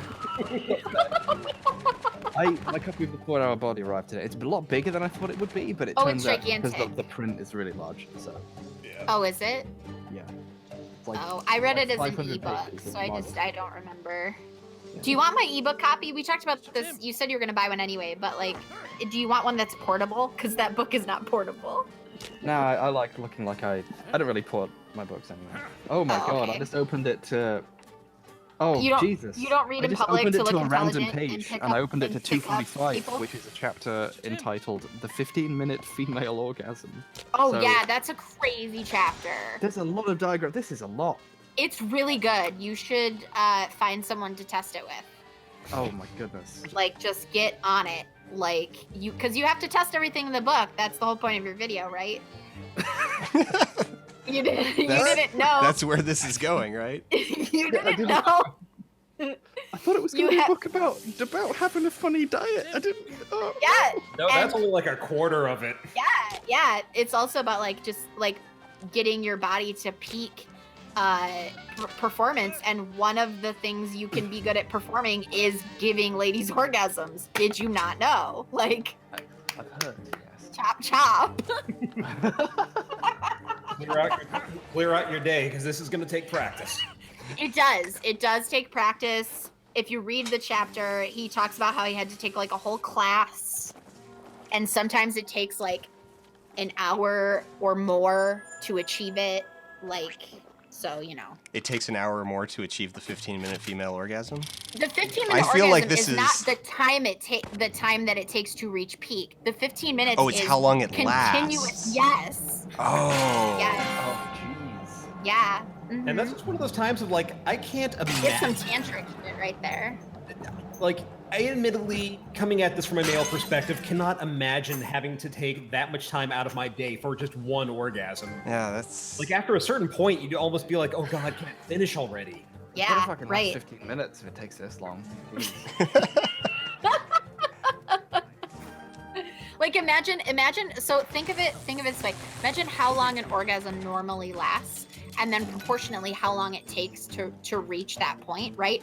So then imagine if you expand that to 15 minutes, how much longer proportionately the rest of that time must be. Buzzing sounds right on cue, Dan. Thank you. And on that note, I am gonna actually manage to Okay, make yes. escape. Thanks for having me on, Thanks guys. for coming out. Thanks for coming. Thanks, man. Is he gone today? It's over. I don't know. I can't see. He might still be. Oh, okay. He might still be lurking. I'm giving you 45-minute warning to your half-hour warning. A 45-minute warning to my half-hour warning. Yeah, so I at get a 11, I'm going to half-hour start warning. bugging you to like wind down so we can rate it because it always takes you at least like 15 to 20 minutes to stop playing from the time I start telling you please stop. Sometimes longer if you're playing something like Too Human. So I don't know how late, Harris, you're planning on staying up and hanging out since you took a nap. But you know, I was he gonna. wants to sleep, Yeah, I was going to just. At like 11 a.m. my time. I'm taking my mother to the pictures. Aww, what are you going to see? Darkest Hour, the Churchill thing. Oh, nice. It was That's Mother's still in theaters? So, or Saturday, I forget. Whatever. Is it still yeah. in theaters? Oh, okay. Apparently, yeah. So, That's crazy. so I've got to do that, but I've already had a nap, so I don't have to go super early. So. Nice. Nice. Have you never done this before? One Okay, second. so- The other person who lives here came home, so I'm gonna mute for a minute and like be not an asshole. I'll BRB. I still have a headphone in, so don't talk shit about me because I'll fucking hear it. Damn it.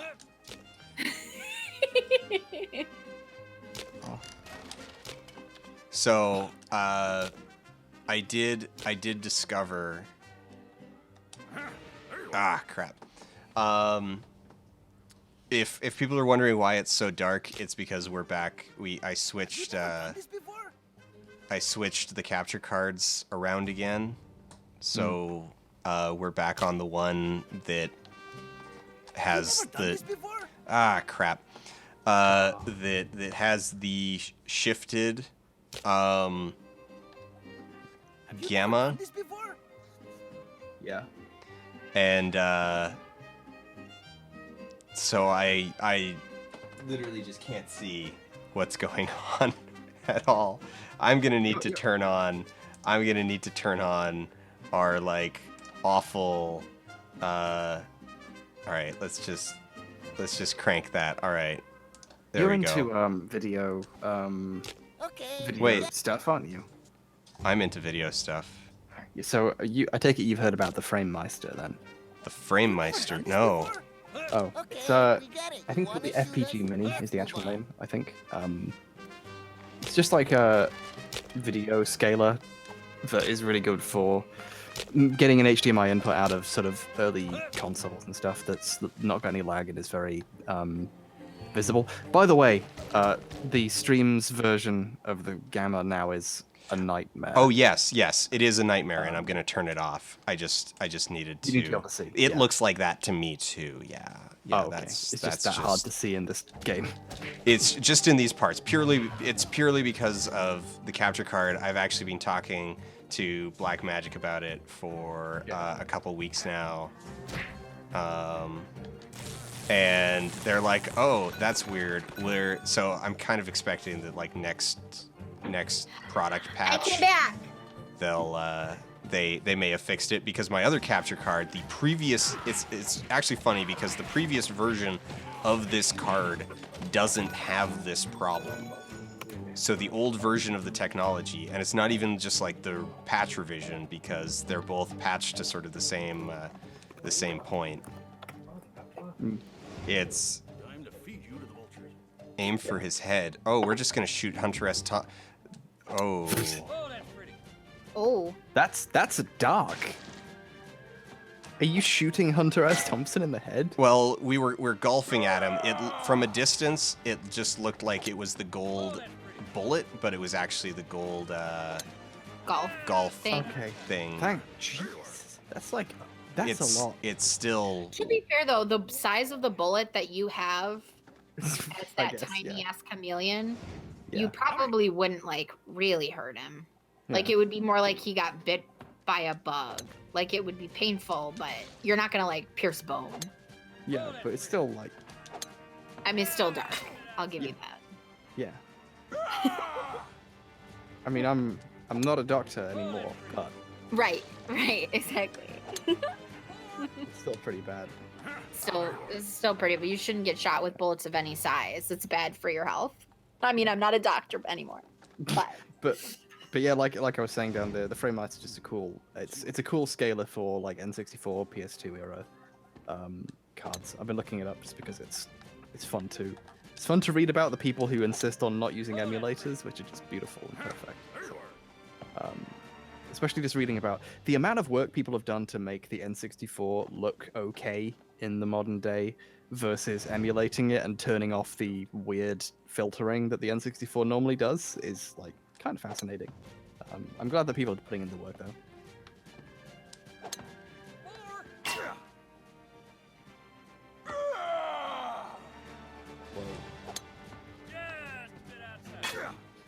Who's voicing Rango in this, by the way? I haven't looked it up, but oh, yeah. Hey, okay, bullcrap. That one just clipped right through his head. That one clipped right through his head.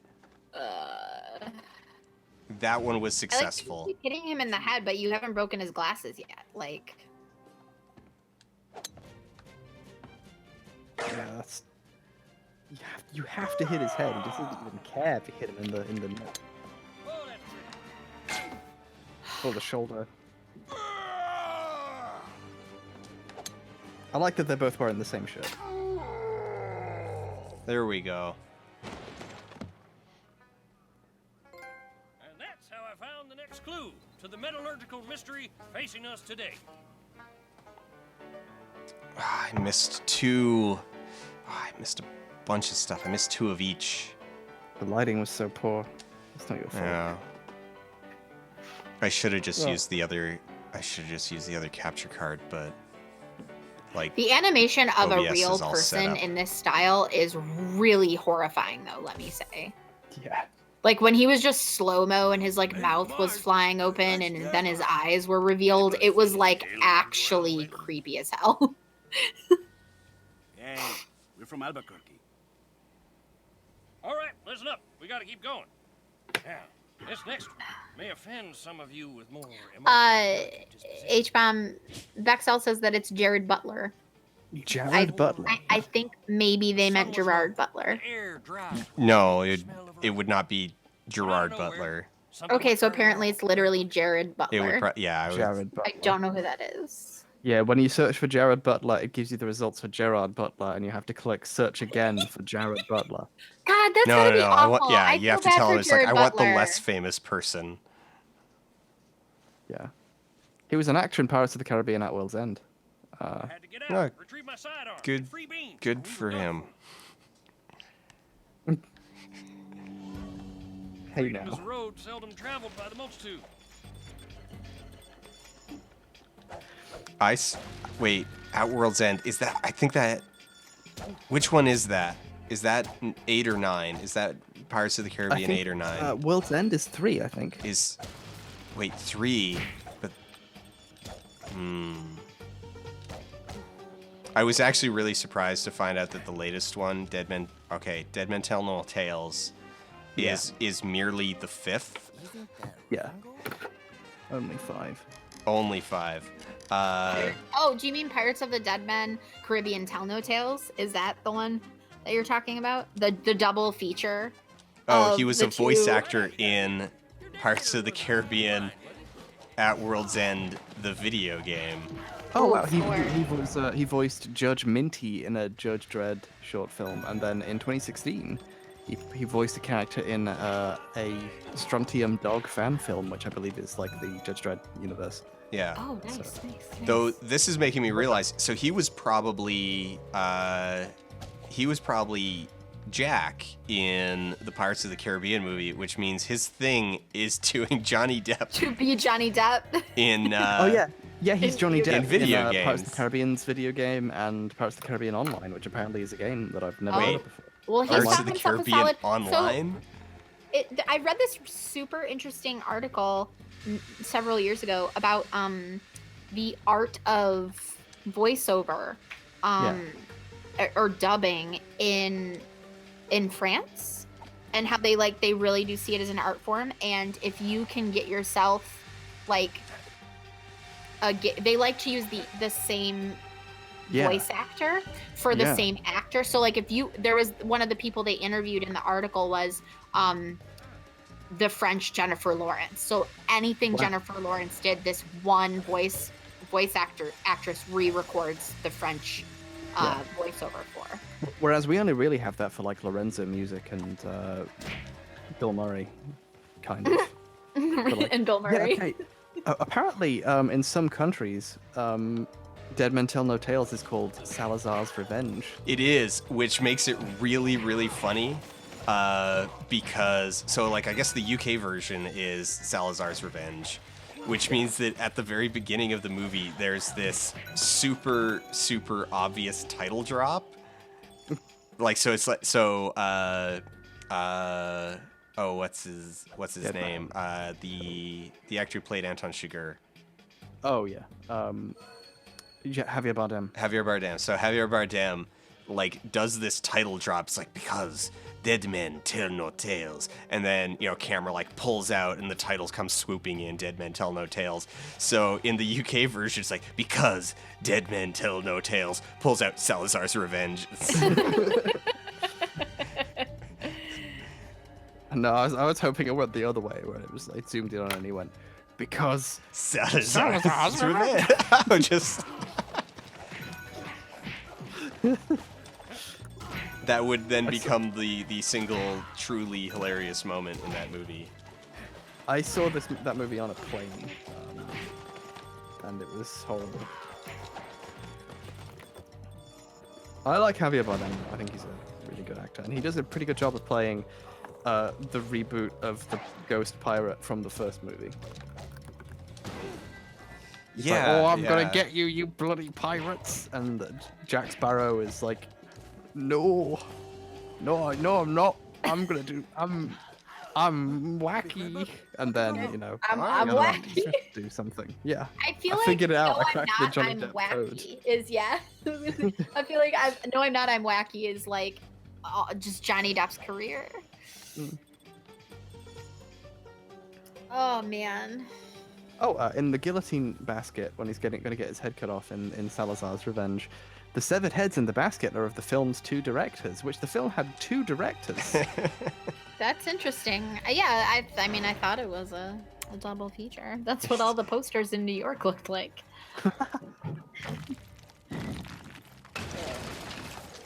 Oh, do we get my really gun back? Yeah, I got my gun back. New York is a really interesting place to live when it comes to movies and TV series that are coming out, because the ads that they put up in New York are just so much extra. Because they'll completely cover huge fences and gates and scaffolding and fronts of buildings, and yeah, you have the crazy giant billboards in Times Square and stuff, but that's an obvious place to put a poster for Pirates of the Caribbean. But I've also seen it painted on the side of a bowling alley. They just really, an entire bowling. Yeah, literally just an entire. It feels the city bowling is sponsored by a certain movie. It's New York, brought to you by that new show designated Survivor. I'm now reading the trivia page for Salazar's Revenge, and I'm noticing information that they could have really put on the poster as a great tagline. For example, at 2 hours and 9 minutes long, this is the shortest running time of all the Pirates of the Caribbean films. Put that on the poster. Yeah, put it up there. Advertise that shit. People are probably really interested. It might get them to go see it. It's it is the shortest of them. Hey, we should take the kids. We should take the kids to see. Captain Jack Sparrow out.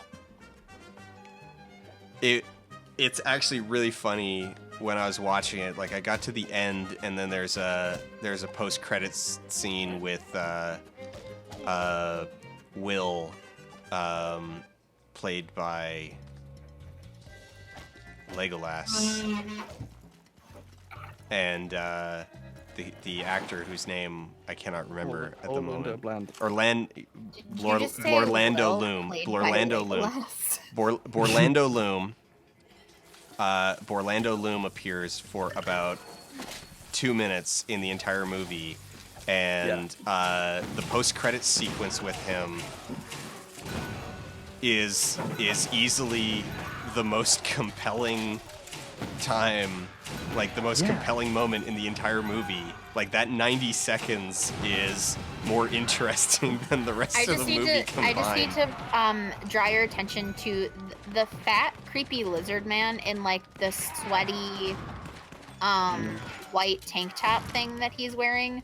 Looks like he would be the character in this movie who would say the line, "Let the saliva flow." Oh man, there's a line we need more. More characters need to say, "Let the saliva flow."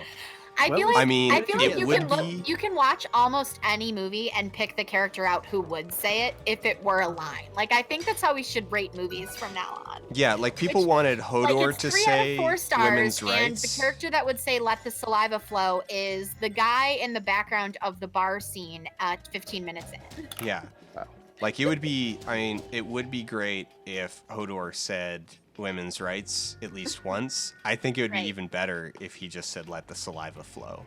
Yes, I agree. H-Bomb, are you completely alienated by this joke, or do you know what it's from? I don't know what it's from. I'm sorry. Oh, okay. It is from. No, I ask because I want to be inclusive, not because I want to judge your lack of knowledge. It is a horrifyingly weird line from a Fievel American Tale. Is it Fievel Goes West or Fievel Fievel's Goes American West. Tale? It's an American Tale to Fievel Goes West. Okay, yeah, Fievel Goes West. The villain is this cat guy, and he Played by says John "Let the Cleese. saliva flow," and then totally vores a little mouse thing. Yeah, so American Tale 2 was not made with Don Bluth's involvement, and it's very intensely poor. sexual for a kids movie, and it is That very sounds bizarre. really. That sounds really hot. No, clearly. I mean, that sounds like really weird. Like, but super sexy. But clearly someone with a vor fetish worked on that movie. And Like, by there's worked on, no I way mean made.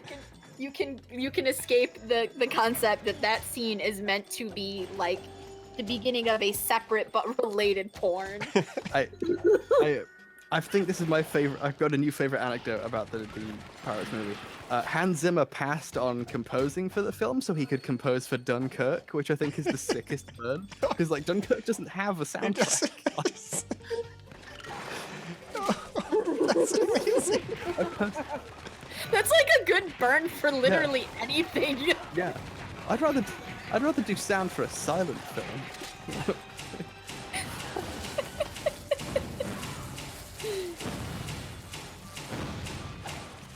There may be a loud beep. There may be a loud what? I said. On your end, there may be a loud beep. You may be. I was like, well, everything. I was warned that there might be a loud beep, so I was just telling you also. Welcome. Just keeping you guys informed. Just keeping you abreast of the situation. The sitch, if you will. Yeah. This is the time of night when I sometimes like to switch to Crystal does late night talk radio voice. Nice. It's Crystal After Dark. Welcome to Crystal After Dark, where Hey, Crystal explains it all for you about weird ass shit. Both with and without the hyphen. Both with and without the hyphen. Whoa. Heck.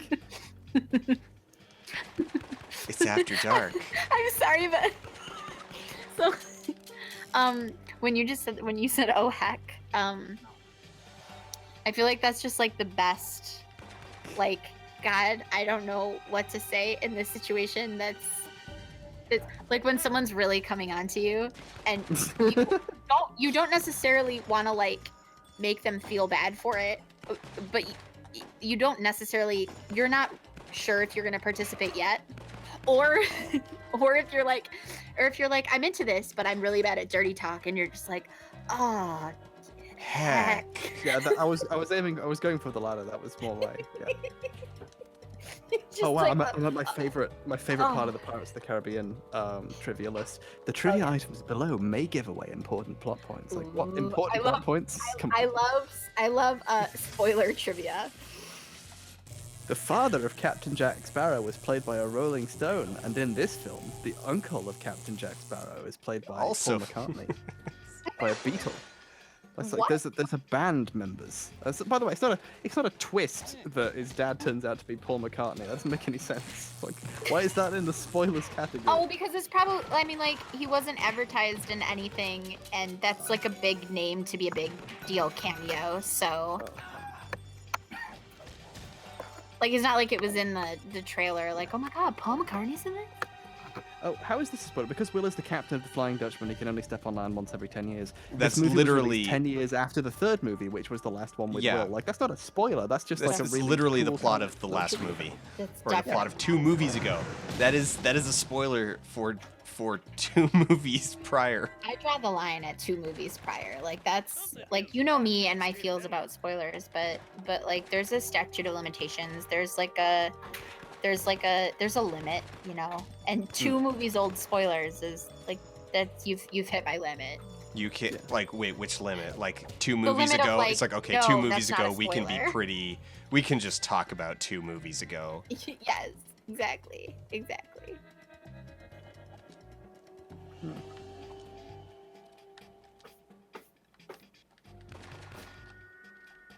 Oh, it won't let me go into aiming mode, so I need to actually avoid these stupid bugs. Wait, do I also need to avoid the flashlight?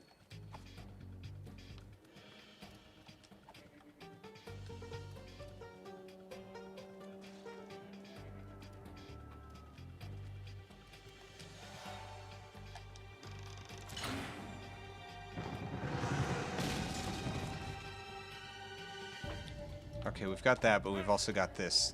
We can also keep climbing, so I assume there's going to be collectibles or something up top. Oh, not? you're taking on the perspective of the building across the street, like that time you were the train.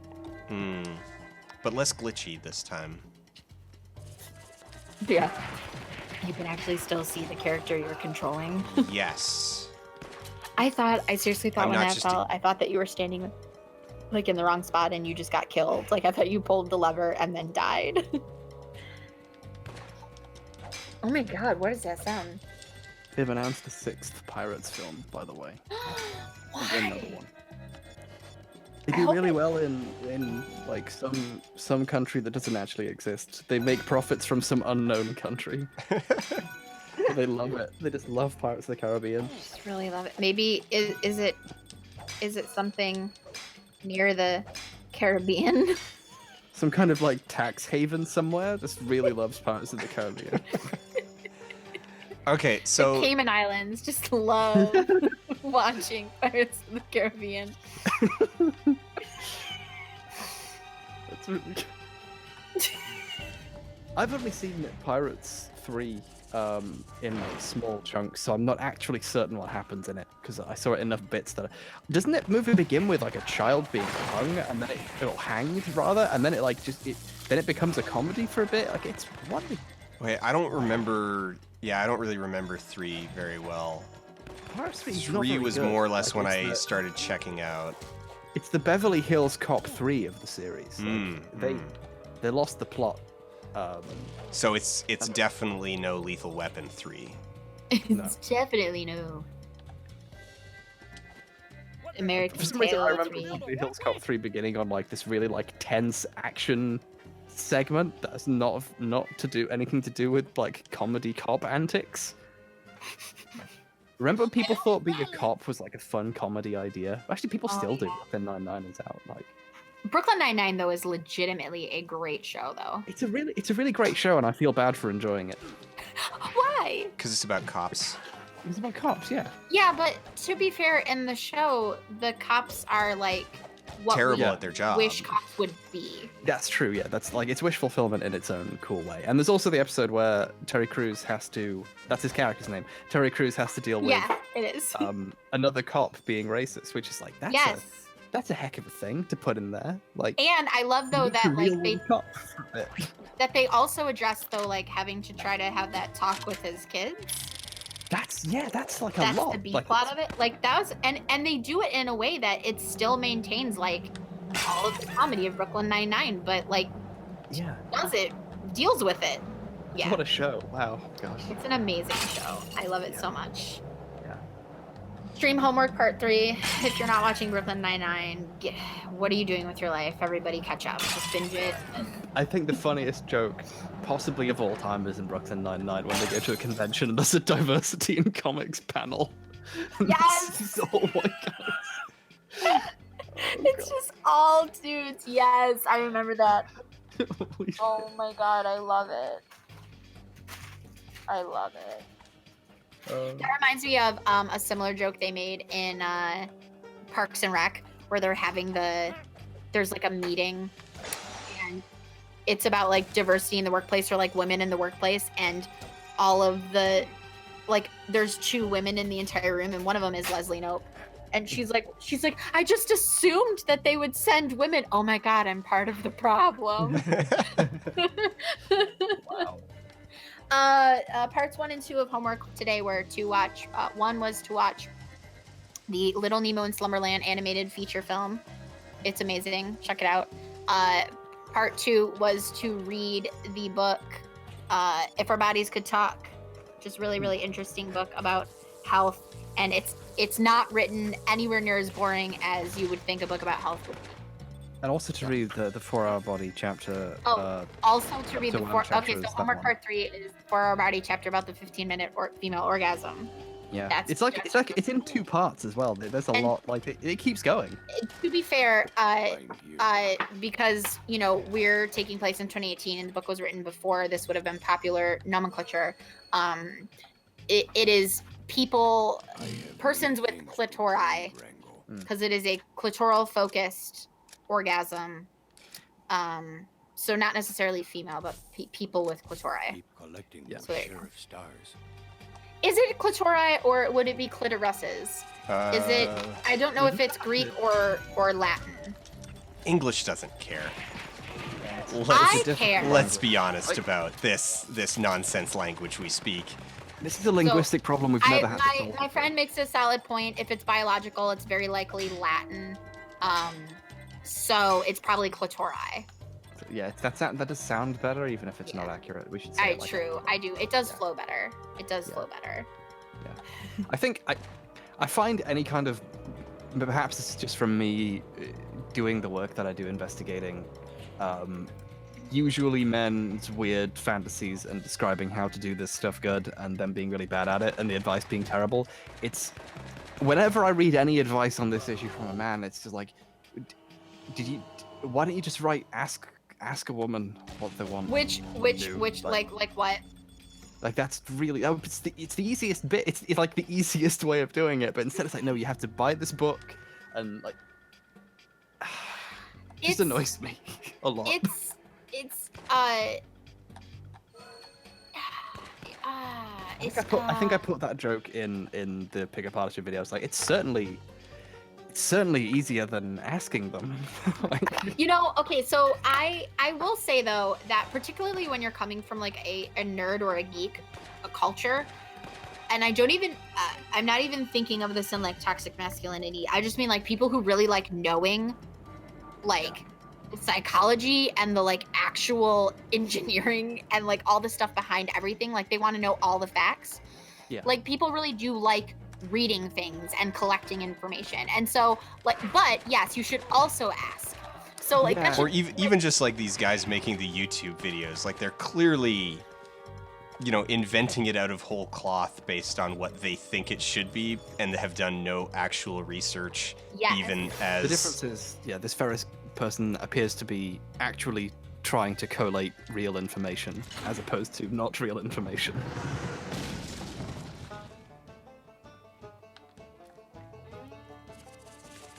Soundtrack is surprisingly good. I'm always shocked at the production value of these games, even when they're bad. Yeah, like that they managed to do anything with what they had to work with. Apparently, yeah, the official word is clitoris.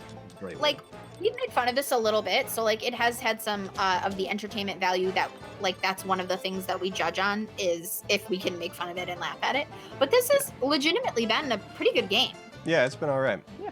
I mean, haven't it's really a been paying little. attention so much to the story, so and you know that's one thing that I usually will nail a game on in its rating, and how the gameplay interacts with it. But I don't think it's really trying to tell a story. It's just trying to be an adventure. Yeah, maybe it's because of this whole scale thing, sort of triggering my instincts. But it reminds me of a lot. Like this is kind of on par for me with like a Lego Star Wars game, that sort of thing. Yeah. Or like I said earlier about you were agreeing with me about Little Big Planet, where like all the stuff is like everyday objects seen from like an interesting perspective. Yeah, like it's an aesthetic that requires you to be somewhat creative, and that kind of forces good things out. Yeah, I think it's been really nice to look at. There's really only been a couple small glitches that I wouldn't really knock it for, like the ball going through the guy's head once, and then the camera messing up on the train once. Like, it's, and you haven't really hit anything that's been obtusely, like purposefully difficult.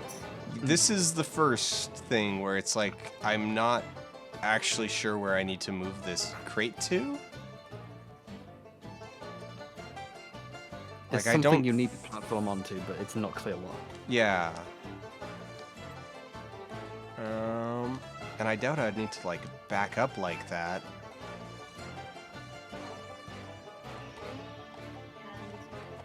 Cause like I can't get up onto that top level. I can't get over this junk. Like it wouldn't even if I had it, unless it's. Do I need to jump onto that? I don't know. We can give that a try. It's not like the game is exactly, or is it? This? Is that a button?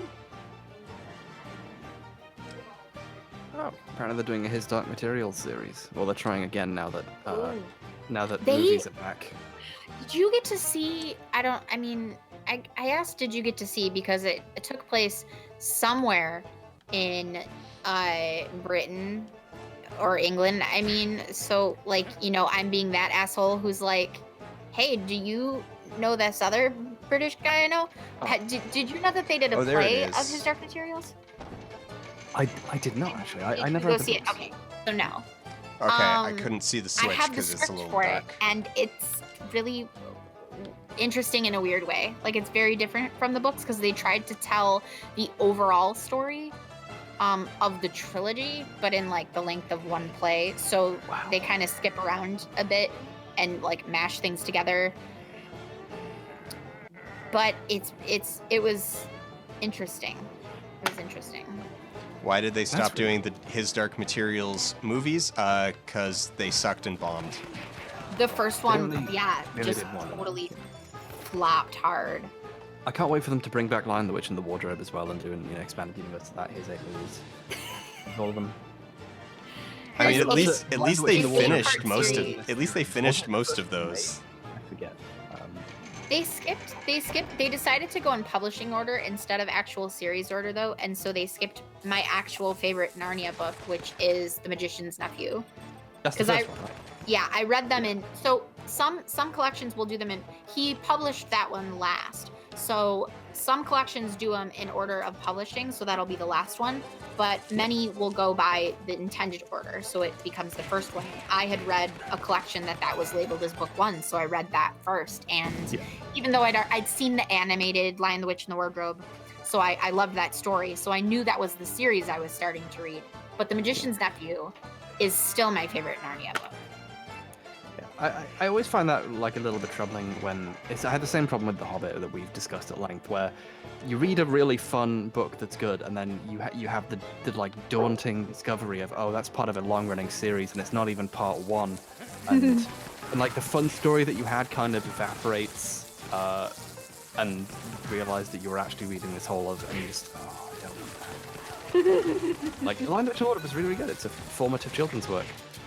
I never read any of the others, and it's so weird that despite being ostensibly the third in the series, or is it the second? I forget. Which one?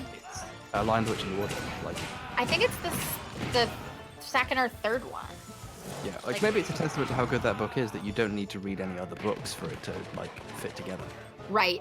It is definitely one that makes you certainly know while reading it or seeing a film based on it that it is part of a larger universe because they allude to like past events and things, but they never do so in a way that makes you feel like you had to have read another book or a story to understand that one. And that's something I feel is somewhat going missing in the way we tell films now and the way we tell stories in general. Like, I've not read Game of Thrones, but I would really like there to be, like, wouldn't it be cool if there was one of them, like the second or third book, and people were like, this one's really good, you can just read this one. Like, that would be really nice. And yeah, I missed that. I missed the whole. I needed to spend a year reading all of these. There should be like a there probably is, but I'm gonna say there should be because I just had the idea now, and obviously the world centers around me. But there should be like a podcast or a website or something where people tell you like which books in an absurdly long series you can just not read. Like It's like, all right, like- Wheel of Time, you can stop at. Yeah. Or like for instance, so we've talked some solid good shit, especially lately because he's become pertinent again. Terry Goodkind. I was about to bring him up. Yeah. But I really enjoyed Wizard's First Rule, but everything else after that, I guess, is terrible. And I just never went further because I didn't realize it was a series until several years later. And by that point, I was like over that series. I would really love, like that's the other thing is, how much of a series you have to read before you get to be an authority on its quality. Like, oh yes, I want to live in a world where I read one sort of truth book and I get to say this is bad and I hate it and stuff. Stone of And Tears. a lot of people are There now you like, go. yeah, but you can't really definitively say the series. So for example, Nah, man, for Stone a of really- a Tears. really good- Like, just read Stone of Tears, and you can talk as much crap about Terry Goodkind as you want. Or Blood of the Fold, or Temple of the Winds, or like For really example, just though, pick one like, after the 50 first. Shades of Grey. You only need to read at most half of the first one to be able to definitively talk about how bad all of it is. Yeah, none of the problems go away after that point. Some of them get a little bit less bad, but no, every problem you find in the first half of the first book of 50 Shades of Grey is like, all right, yeah, that's it Right. for another Right. 1,500 pages. For another 3 books, yeah. So, yeah, I do. I want that. It's like that website that tells you when to pee in a movie, where it's like, What's the worst scene? What's the one that you can miss? yeah, no, seriously, there's a website, and it's like it'll tell you, okay, when so and so says this line, or when you see the shot that looks like this, go to the bathroom, and by the time you get back, like you won't have missed anything. It was actually really funny because when I was watching 50 Shades Freed, I like downed an entire can of Dr. Pepper before I went in, and like as I was walking in, I was like, you know what, that probably wasn't the best idea. So you get to this point where it's like she starts like washing his hair because she's gonna cut it. I'm like, oh, okay, this is just lifted straight out of the book. She cuts his hair and then they bang. I can go to the bathroom now. I can leave and come back. Yeah, exactly. Yeah, so we need that, but for book series where they give you various like, so one level is which book, how much of these do I have to read before I can definitively talk about how bad or good they are, and then there's also the level of which books can I completely skip. And like, I'm sure, because there's already probably talk of like the book that is the worst in a series. Like that's already information that's just widely available. Yeah, people will already Maybe rank I just want them. to see a return to a particular like way we approach storytelling prior to, like, before the age of spoilers. There was this time where you kind of either didn't know anything about it because people didn't talk about it that much, or you kind of knew everything that happened, and it was fun to, it was fun to just read, the experience. Like, you can't spoil. There's tons of like you can't spoil the Lion, the Witch, and the Wardrobe. Really, everyone kind of knows what happens in it. You can't really but it's still spoil the fun to Hound of read. Baskervilles. You Yes, can't really and that's spoil kind King of the thing, Kong. Like you can't spoil, and that's something that I feel losing because, in a way, like maybe this is overreacting a bit, but people like worrying about spoilers is a trick to keep people consuming the work almost. Like I I do understand some of those aspects of arguments, but I will firmly stand in my defense of respecting the way people want to experience their stories. So if someone doesn't want spoilers, I will not give them spoilers. Yeah. I love that mariachi band, but there's still just, it's the same, like with if you, it says something maybe. I don't like being definitive about works of art that much, but it does say something about a work where if you knew what was going to happen in it, it would damage it. Like, if you knew exactly what was going to happen in Breaking Bad or Game of Thrones, would that make it less fun? Versus, you can know every plot beat of The Hobbit and it's fun to read. Yeah. Sure. And that's, I've not seen or read any of Game of Thrones, and part of me doesn't want to until I finish writing a thing that I feel like I would rip off Game of Thrones with if I'd read it. Because I'm very stupid and that's how I think about the world. But right, no, I'm with you. I know everything that happens in Game of Thrones by cultural osmosis. Nice, awesome. And I feel like, will it still be fun to read when I get around to it? And I think the answer is actually yes, because I've read bits of it over people's shoulders and it's quite well written. But for things where spoilers become a problem, like where is that? Where does that go?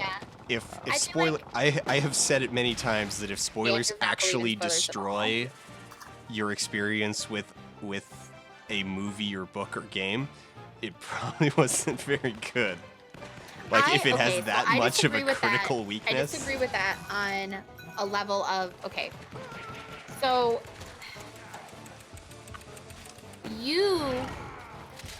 I think coming from a place where you got to experience something for the first time freshly, you do not get to say that someone else's experience would or wouldn't be ruined by knowing whatever. Like, you shouldn't get to experience it how you got to and then say that, well, no one else needs to. Yeah, no, Exactly. I'm just going... You shouldn't be able to say, well, now I can spoil it for other people. Yeah, that's I think a separate separate discussion. I'm more speaking that it's like, okay, generally as a broad thing, if we're talking about art and art criticism and the nature of stories, that if a story can in fact be destroyed by simply knowing its outcome, it's probably not very good. I disagree, but Now there is still, I think, an element of like there, even then, separate from that, there is an experience. Okay, so I think that a story that can be ruined or not enjoyable, if it is quote spoiled, does not have lasting meaning or staying power. So something that can that you can like know the entire story, like say a classic, like everyone knows Romeo and Juliet, unless they're like still in middle school and haven't read it yet, So that sort of thing is like, you can still be interested in reading it and it has staying power, and the spoiler, quote, the spoiler, doesn't ruin it or ruin the experience of it. But there's other stuff that like, if a spoiler can ruin something, I don't think that means that it's bad. I just think that it means that it doesn't have the kind of, like, it's not going to become a classic or have staying power, but that doesn't mean that, to me, that doesn't mean that it's bad. It just means that it's only enjoyable to watch one time, or maybe it's enjoyable differently after you already know it. Someone in the chat is bringing up the Murder on the Orient Express, and that's a really good point, where with Agatha Christie's work there is a very, very sharp divide between kind of okay books she wrote where it's fun to read the first time because you don't know what happens, and the twist out and you go, oh, I didn't see that coming, haha. And then the really good ones that stick around and everyone like has heard of, or they might not know the twist but they've heard of it, where it's good because even if you know the twist, it's incredibly compelling to read. Like, I don't want to spoil Murder on the Orient Express just in case. But the twist, but the story that it ends up telling is so dramatic and like has an emotional curve to it that you can watch a film adaptation of that and go, I like this. Yeah. Finding out the whodunit aspect of Murder on the Orient Express doesn't ruin the why done it. Exactly. There's a much worse. There's one called the current version is called And Then There Were None, because the previous two titles were both deeply racist. Right. Yes. It's not as good because the twist is bad. The twist is like incredibly weird and silly. So the first time you read it, you go, "Oh wow, that's cool." The last chapter is a confession by the murderer explaining how they did it because it's so bizarre, and like the but it doesn't have any staying power because the story isn't very good. Like there's no part of it where you go, "Oh, this is neat," and that's and like to a certain extent, like we have to admit here that we're not having this discussion between yes spoilers or no. We're having it between no and but some people might get it. And I've heard people who do like not knowing something, and that's important. Right. I don't want to ruin that for them. But for Right. me, it's the opposite. Like spoilers are what make something interesting. Like I got into Breaking Bad at the halfway point of season 5 when the big twist happens. Right. Big twist of a character who doesn't know anything about what Walt's up to, finds out. Yeah. That's the big, and that's like I learned about that when it happened, and that for me was when I wanted to watch Breaking Bad because I was like, oh, that's a conflict. That's really cool. Because the thing is that a spoiler is probably something that's like the reason why people don't want it spoiled is because it's really compelling, and so all the reasons why you might not want it spoiled could be the exact reason why someone else is like, oh crap, that sounds great, I wanna. Right. And so I don't.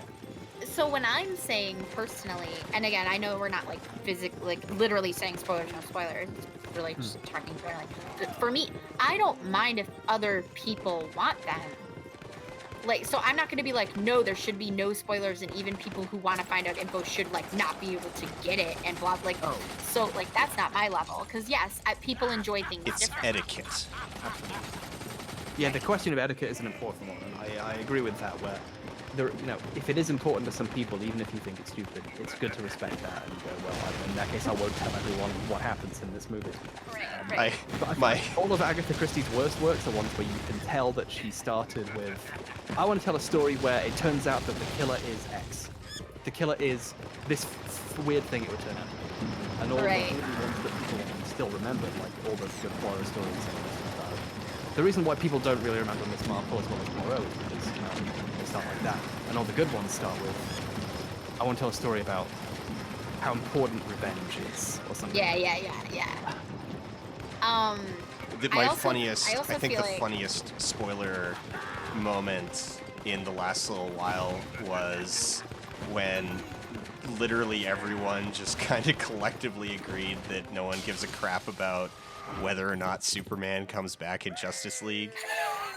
Like that, despite the fact that all of the advertising, well, no, like the advertising campaigns and the posters and all of it, like they did so much work leading up to like hiding the fact that Superman was in it, or that or what his role was going to be.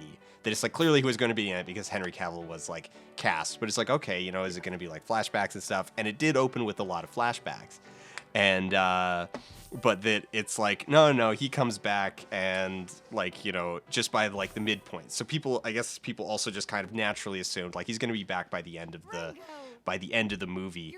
But that it's like Superman comes back in the middle of the movie and he has just this like awful face. People are like, no, screw it. I don't care. I don't care. We need to talk about the mustache removal. You need to talk about the mustache removal. It is more important that we talk about the mustache removal. See, Bad Bill, he's determined to get all of them rocks himself. So yeah, I don't know. I think, like I said, I think that to me, people I know Dan, part of your stance is like if a spoiler can ruin something, then it's just not that good. I just think that it's it can be differently good. I don't disagree. I think okay. So there is a unique experience. I'm going to pause this boss fight especially real with quick. something that's like specifically a mystery or a thriller or something like the whole point of those movies. And mysteries and thrillers, like things that do have a very clear, specific, like, okay, we are building up to a big twist. Then it's like, okay, there is clearly a crafted experience in there, and the that where experiencing it fresh is a huge part of the appeal and is a different experience. That Right. I think a mystery that can be destroyed, like truly Hey. like become unenjoyable. Show us your face while we finish this convo. Okay. That can be just like unenjoyable. Once you know it, then it's like, okay, that was probably a bad mystery, even if it is kind of like fun the first Right. time through. And my sort of go-to example for this is The Sixth Sense. You know, that knowing the twist of The Sixth Sense, the movie is still fairly compelling. You know, you can rewatch it a number of times knowing how it ends and be like, oh, you know, it's still, And you see things. Yeah, it is. You see other things, you pick up on other details. It is still kind of at its core this like compelling character drama. I've never not seen The Sixth Sense without knowing the twist. I always knew it. Right. Yeah. So I got to see it without knowing it because I saw it like pretty close to when it came out.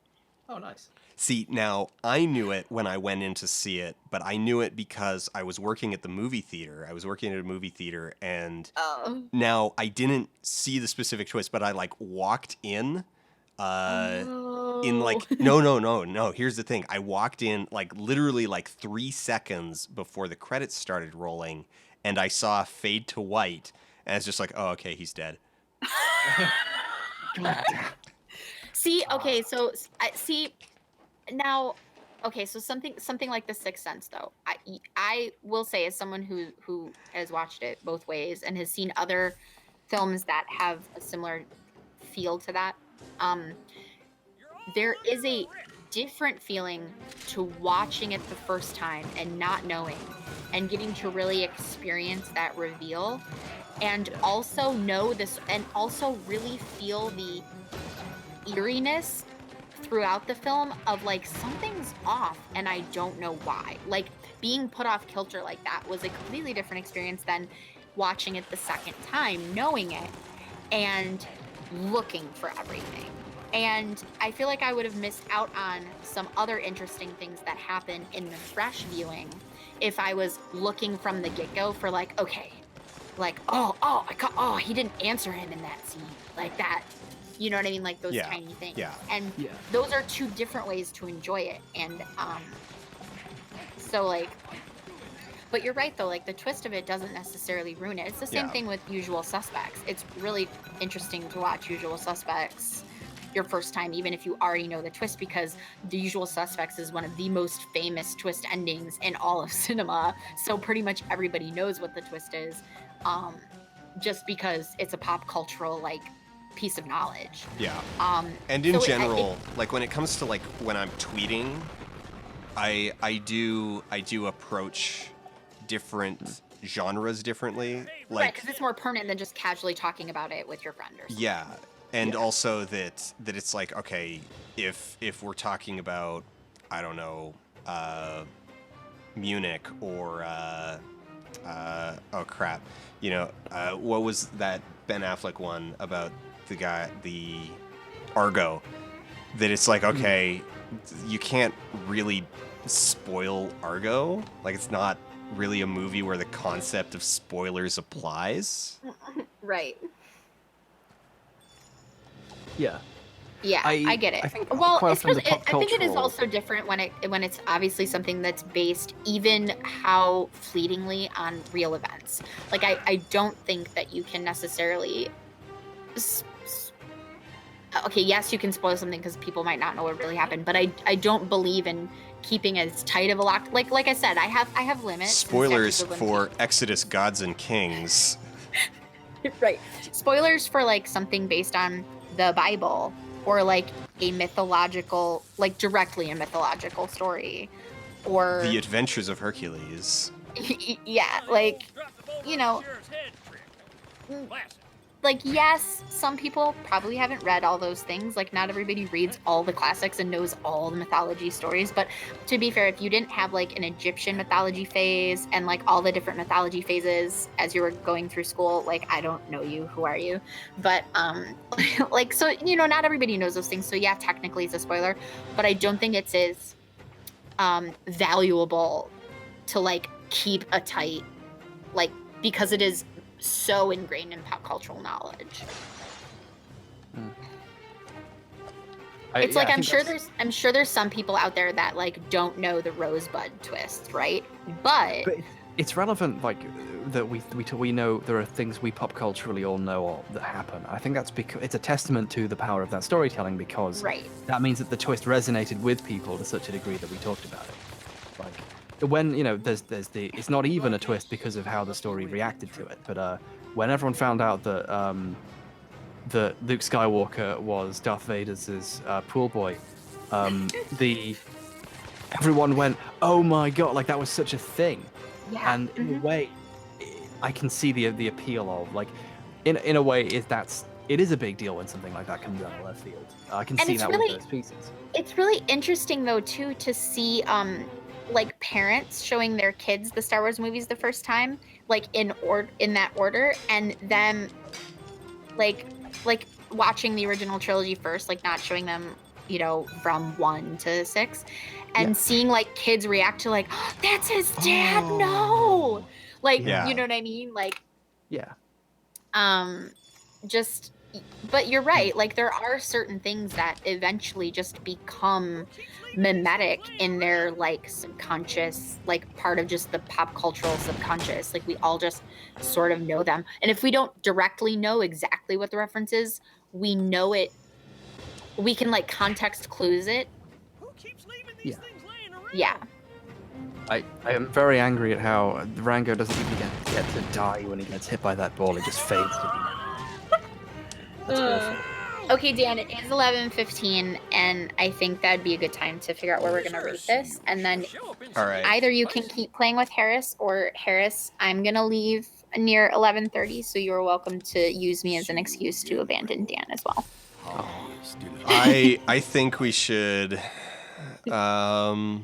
I'll probably we'll probably just call it. How much more of Rango do you think there is? That's the question. Do you think you can beat Rango actually? in the I city? can. Just a sec. I can show us. Okay, Yeah, I'm just gonna it's quit to probably menu. not too much further, but also jet lag. There's a chapter select. Oh wow.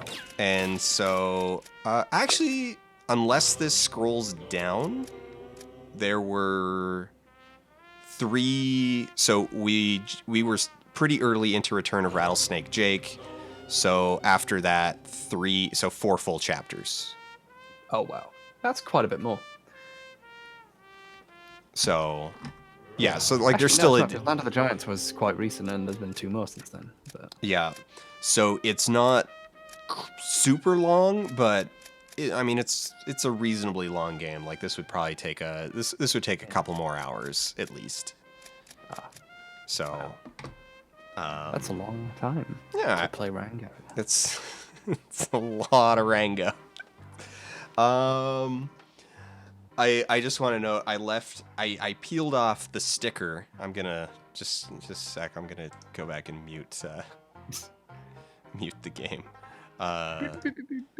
So we don't just have it there in the background. So I took off the price tag that I paid for it, but I would like to point out the original MSRP of $49.99. Oh God. That's terrifying. That's officially now. Okay, so I will say that this was actually I think this may be one of the 3 times I've ever said this, but I think this was actually a good game. It was an okay game. Yeah, it was an okay game.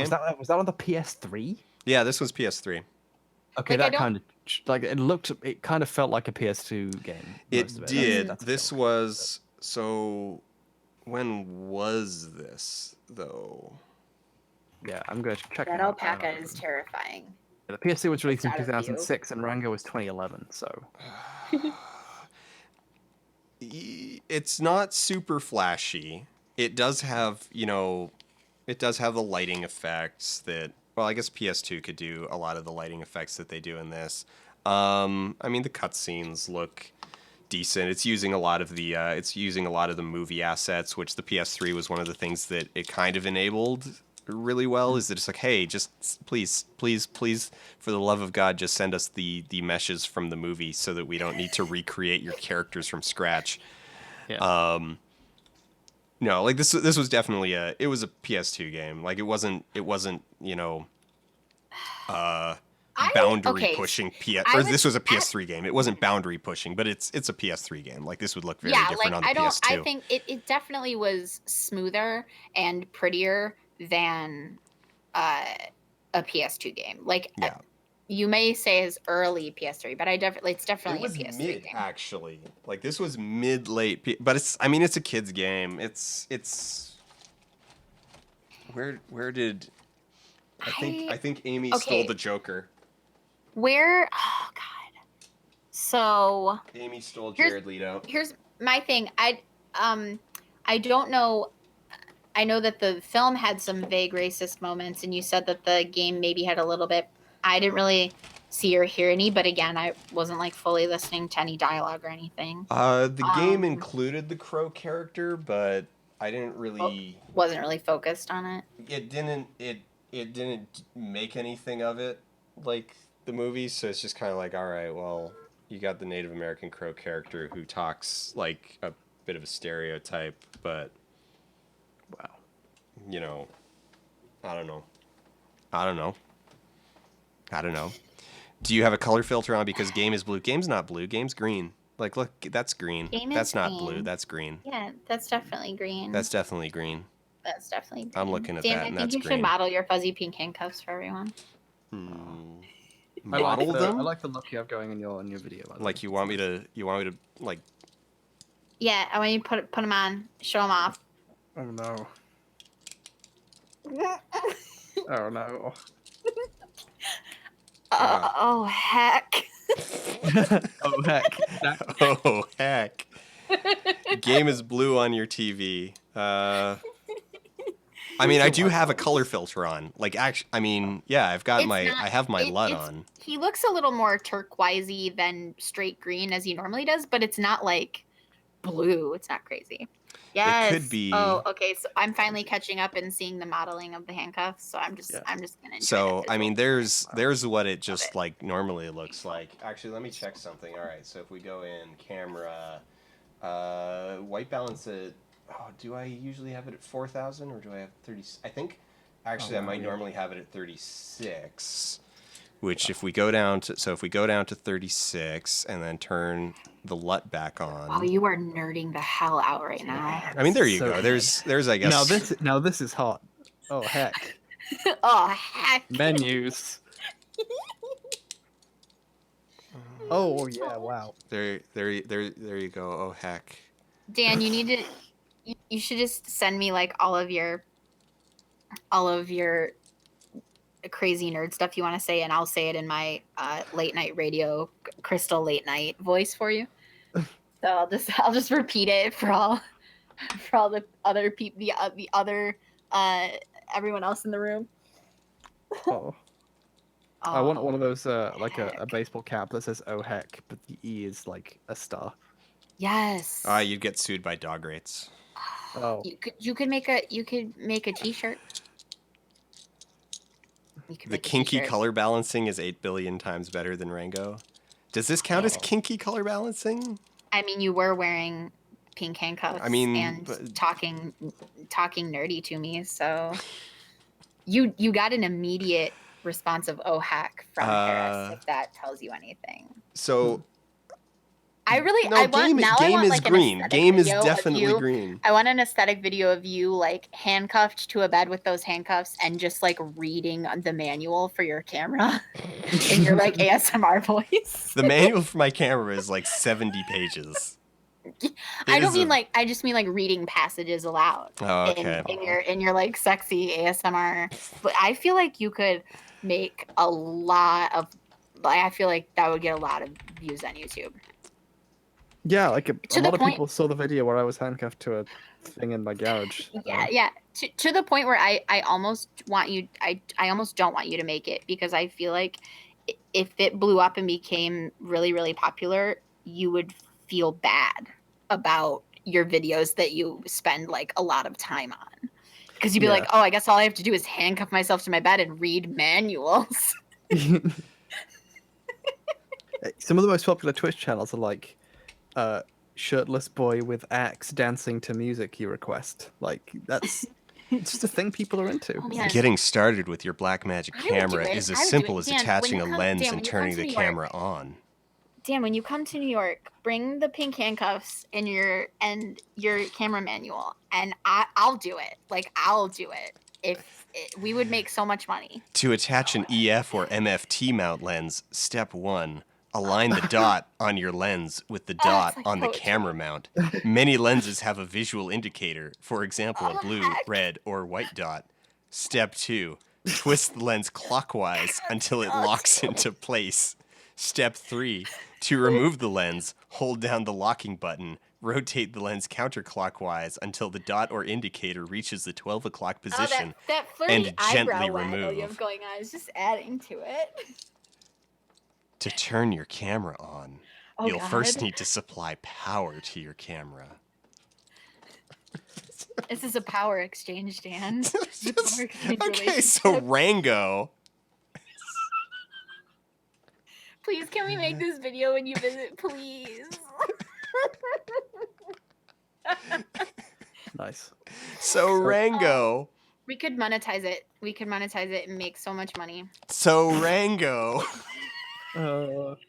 It's too late for that. You can't. There's no returning. You can't come back. You can't come back. You can't. Okay, but Rango. So where do you think it should go? I'm a fan of this rating system where you put it in a spot and then I argue with you until you shift it up or down a few places, and then like that. I'm a fan. You know Under someone's gonna Beowulf? clip just that section, right? Under Beowulf? Under Beowulf. I mean, I know it was moderately bland, but it still played better than Beowulf. It did now, we play did have better a lot than more to make Beowulf. fun of in Beowulf, Yeah. but we had a good, like, I feel like we've had this many co-hosts before, and we've still not talked and laughed and had as many amusing conversations. Now, I don't know if it's just because we were all like just having a good night, but I feel like some of those were inspired by and fueled by the game itself. Above Beowulf? Definitely above Beowulf in my book. But what's above that? Someone with a name that is a color that I'm having trouble reading. What the hell? Cyanmere? Just a sec. I need to highlight it so that it.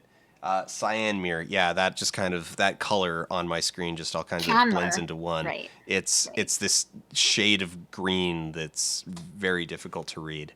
I think it's Kyanmur, but yeah. Kyanmur. Kyanmur. Says under Lost. No. Oh, that's so no. I disagree. What's above Beowulf now? Like, what is it between now? If it's above Beowulf and something. Yeah. Enter the Matrix. So above Beowulf are 50 Cent, Battleship, Dante's Inferno, The Order, and Enter the Matrix. Okay, I definitely think it's the high watermark for these movies, for these games. I definitely think still below The Order, because The Order was just way too pretty to be passed by something that, while it was interesting to look at, was not that pretty. And The Order made us laugh really effing hard. Like, we directly talked about The Order more than we directly talked about Rango. Rango is a surprisingly competent, low skill, just action game. I mean, it's for kids. It's a lot of E10 people are plus. saying that they liked Enter the Matrix. You know, I didn't, but I know that you really did. So I would be willing to say, like, between Beowulf and the Matrix. Is that the two that are next to each other? You should go back and watch the ending. We finished it off the Friday before I left, and the Enter the Matrix ends with a final. The final mission is a hovercraft race ahead of the machines to get to the destination before the machines can, and it's using mechanics you haven't used ever in the game, and you're just crashing into walls constantly, and it's like you're supposed to be like the greatest pilot in Zion, and you're just like scraping against the walls nonstop. Then even better. So you do it. You reach the destination. Send a message, and then it goes into a cutscene where Niobe and Ghost watch a trailer for The Matrix Revolutions. Oh my god, no. Okay, stop explaining it to me. This is like someone trying to tell me their dream. You're driving me crazy. Watch a trailer for The Matrix Revolutions and then acknowledge that they just watched a trailer because Ghost says it's gonna be awesome. Or it's gonna be so cool. Or no, we have a lot to look forward to. And then it just smashes to credits. It's just game over. It's amazing. Dan, I still don't agree with you that it was a good game, but I also wasn't there for that, so maybe, you know. But I'm gonna be very honest with you right now because you're one of my best friends. So I feel like open communication, truthful communication is really important in that kind of relationship. And I'm never gonna watch that stream. Like I'm not. Like, I'm not gonna watch. I'm not gonna pretend that I'm gonna watch it. I'm just gonna tell you right front. I'm not gonna politely tell you like, yeah, sure, and then just never do it. Like I'm Oh just yeah, I'm gonna get around to that. I've been meaning meaning to do that. I was gonna do it this week, but then I got really busy. send you a picture of my planner. Like, yeah, see, I put it on my to-do list. I just haven't gotten to it yet. No, I'm not. I'm straight up telling you right now. I'm just I not ran out gonna of watch it. groceries, On the other hand, I was there for the stream, so I don't even have to say I'm going to see it because I've already seen it. Because you've seen it. From inside the stream. Yeah. Oh God, inside the stream. Did we fight werewolves before or after? Did we fight werewolves on the stream that you were there for, Crystal, or was that the stream No. after? It would have been after because we stopped before Okay. anything interesting happened. Okay, so yeah, later we fought vampires and werewolves, and we rescued the Keymaker. And then after you rescue him, he's just like, "Oh well, I need to go back into prison because I need to be there for when Neo shows up."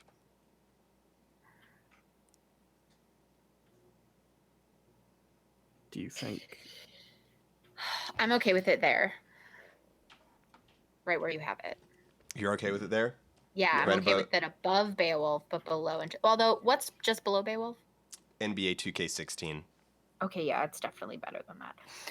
I'm waffling on if it's above or below Beowulf. For me, I think it's above Beowulf in its like competency, but I feel like we did make fun of and laugh a lot more directly at the game of Beowulf, which is one of our metrics. But I'm slightly torn because I think a lot of that had to do with the fact that before we went back to keep playing it, we went and watched the terrible movie. And so a lot of it was comparing like the weirdness of the game to the film. No, we didn't watch the movie before we saw it. Or you had seen the movie. I hadn't seen the movie. Oh no. So we didn't go back and play more of it. We Or haven't did we? played No, we haven't I thought- played it. We haven't. No, we played just a tiny bit of it. We replayed like but the we intro. Did, but we talked about a bunch We of have the Beowulf talked movie about stuff on the other stream. so much. We have talked about Beowulf so much that people Right. started telling us to stop talking about Beowulf. It's true. Okay, so the Beowulf game, then yes, I believe it should be above the Beowulf game because I don't think the actual Beowulf game gave us too much.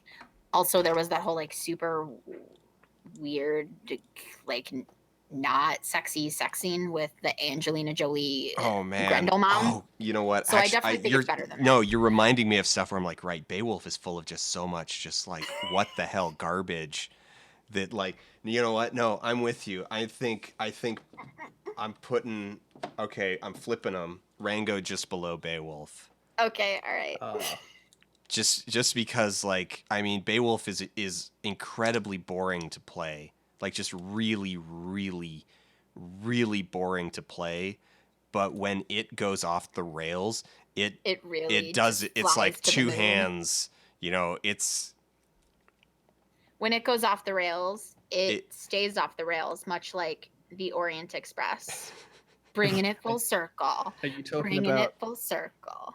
Are you talking about like the movie or the game? Does the game go off the rails too? Does the movie Murder on the Orient Express go off the rails? Off the rails. Oh no, Wait. it doesn't. The train does Oh, not we're go off saying the that the rails. movie No, it Beowulf, does. Yes, the In the movie Orient Beowulf Express goes off. game, though, it's very, very short. You can speedrun it instantly if you know who to accuse first. All are punished. Oh, when I was saying that it goes up, I meant literally the train itself, The not the film. Oh, does the train get derailed? I forget. I can't remember if it's derailed or just like they like keep pushing snow until it builds up and like makes them stop the train. Yeah, I think they just get But generally stopped by snow. I want to say that I No, remember so- a shot where like one of the cars was tilted like diagonally. I don't remember. So when Beowulf goes off the rails, it does so with two hands on the wheel. Like it's not even like, okay, whatever. It's Oh, no one's steering. It's just like some It's like, no, I'm steering. This is the way I want to go. this is off where this we cliff. want to go. Yeah, it is pure like, okay, there is authorial intent here. This is someone has made exactly what they want to Confirmation. have The Orient, made. it is derailed, not just snow. I was right the first time. Cool. Yeah. Nice. Yeah, it's so so when Beowulf goes out, it goes out. Yeah. Okay, Yeah. so we have officially ranked it. Beowulf is also, as we have mentioned many times, extremely horny on Maine while simultaneously being absurdly anti-sex. Very, yeah. Yeah. That whole movie, just like we modeled an actor's a wee and then we put a sword in front of it. Like that's a lot to do for a That film. scene That's was a lot. that scene was so hilariously bad though. That entire scene with the like various things blocking his dingle. They put all that technology to great use though on Mars Needs Mums by checks notes destroying the studio. I really love how Mars Needs Moms, like even into the trailers, still had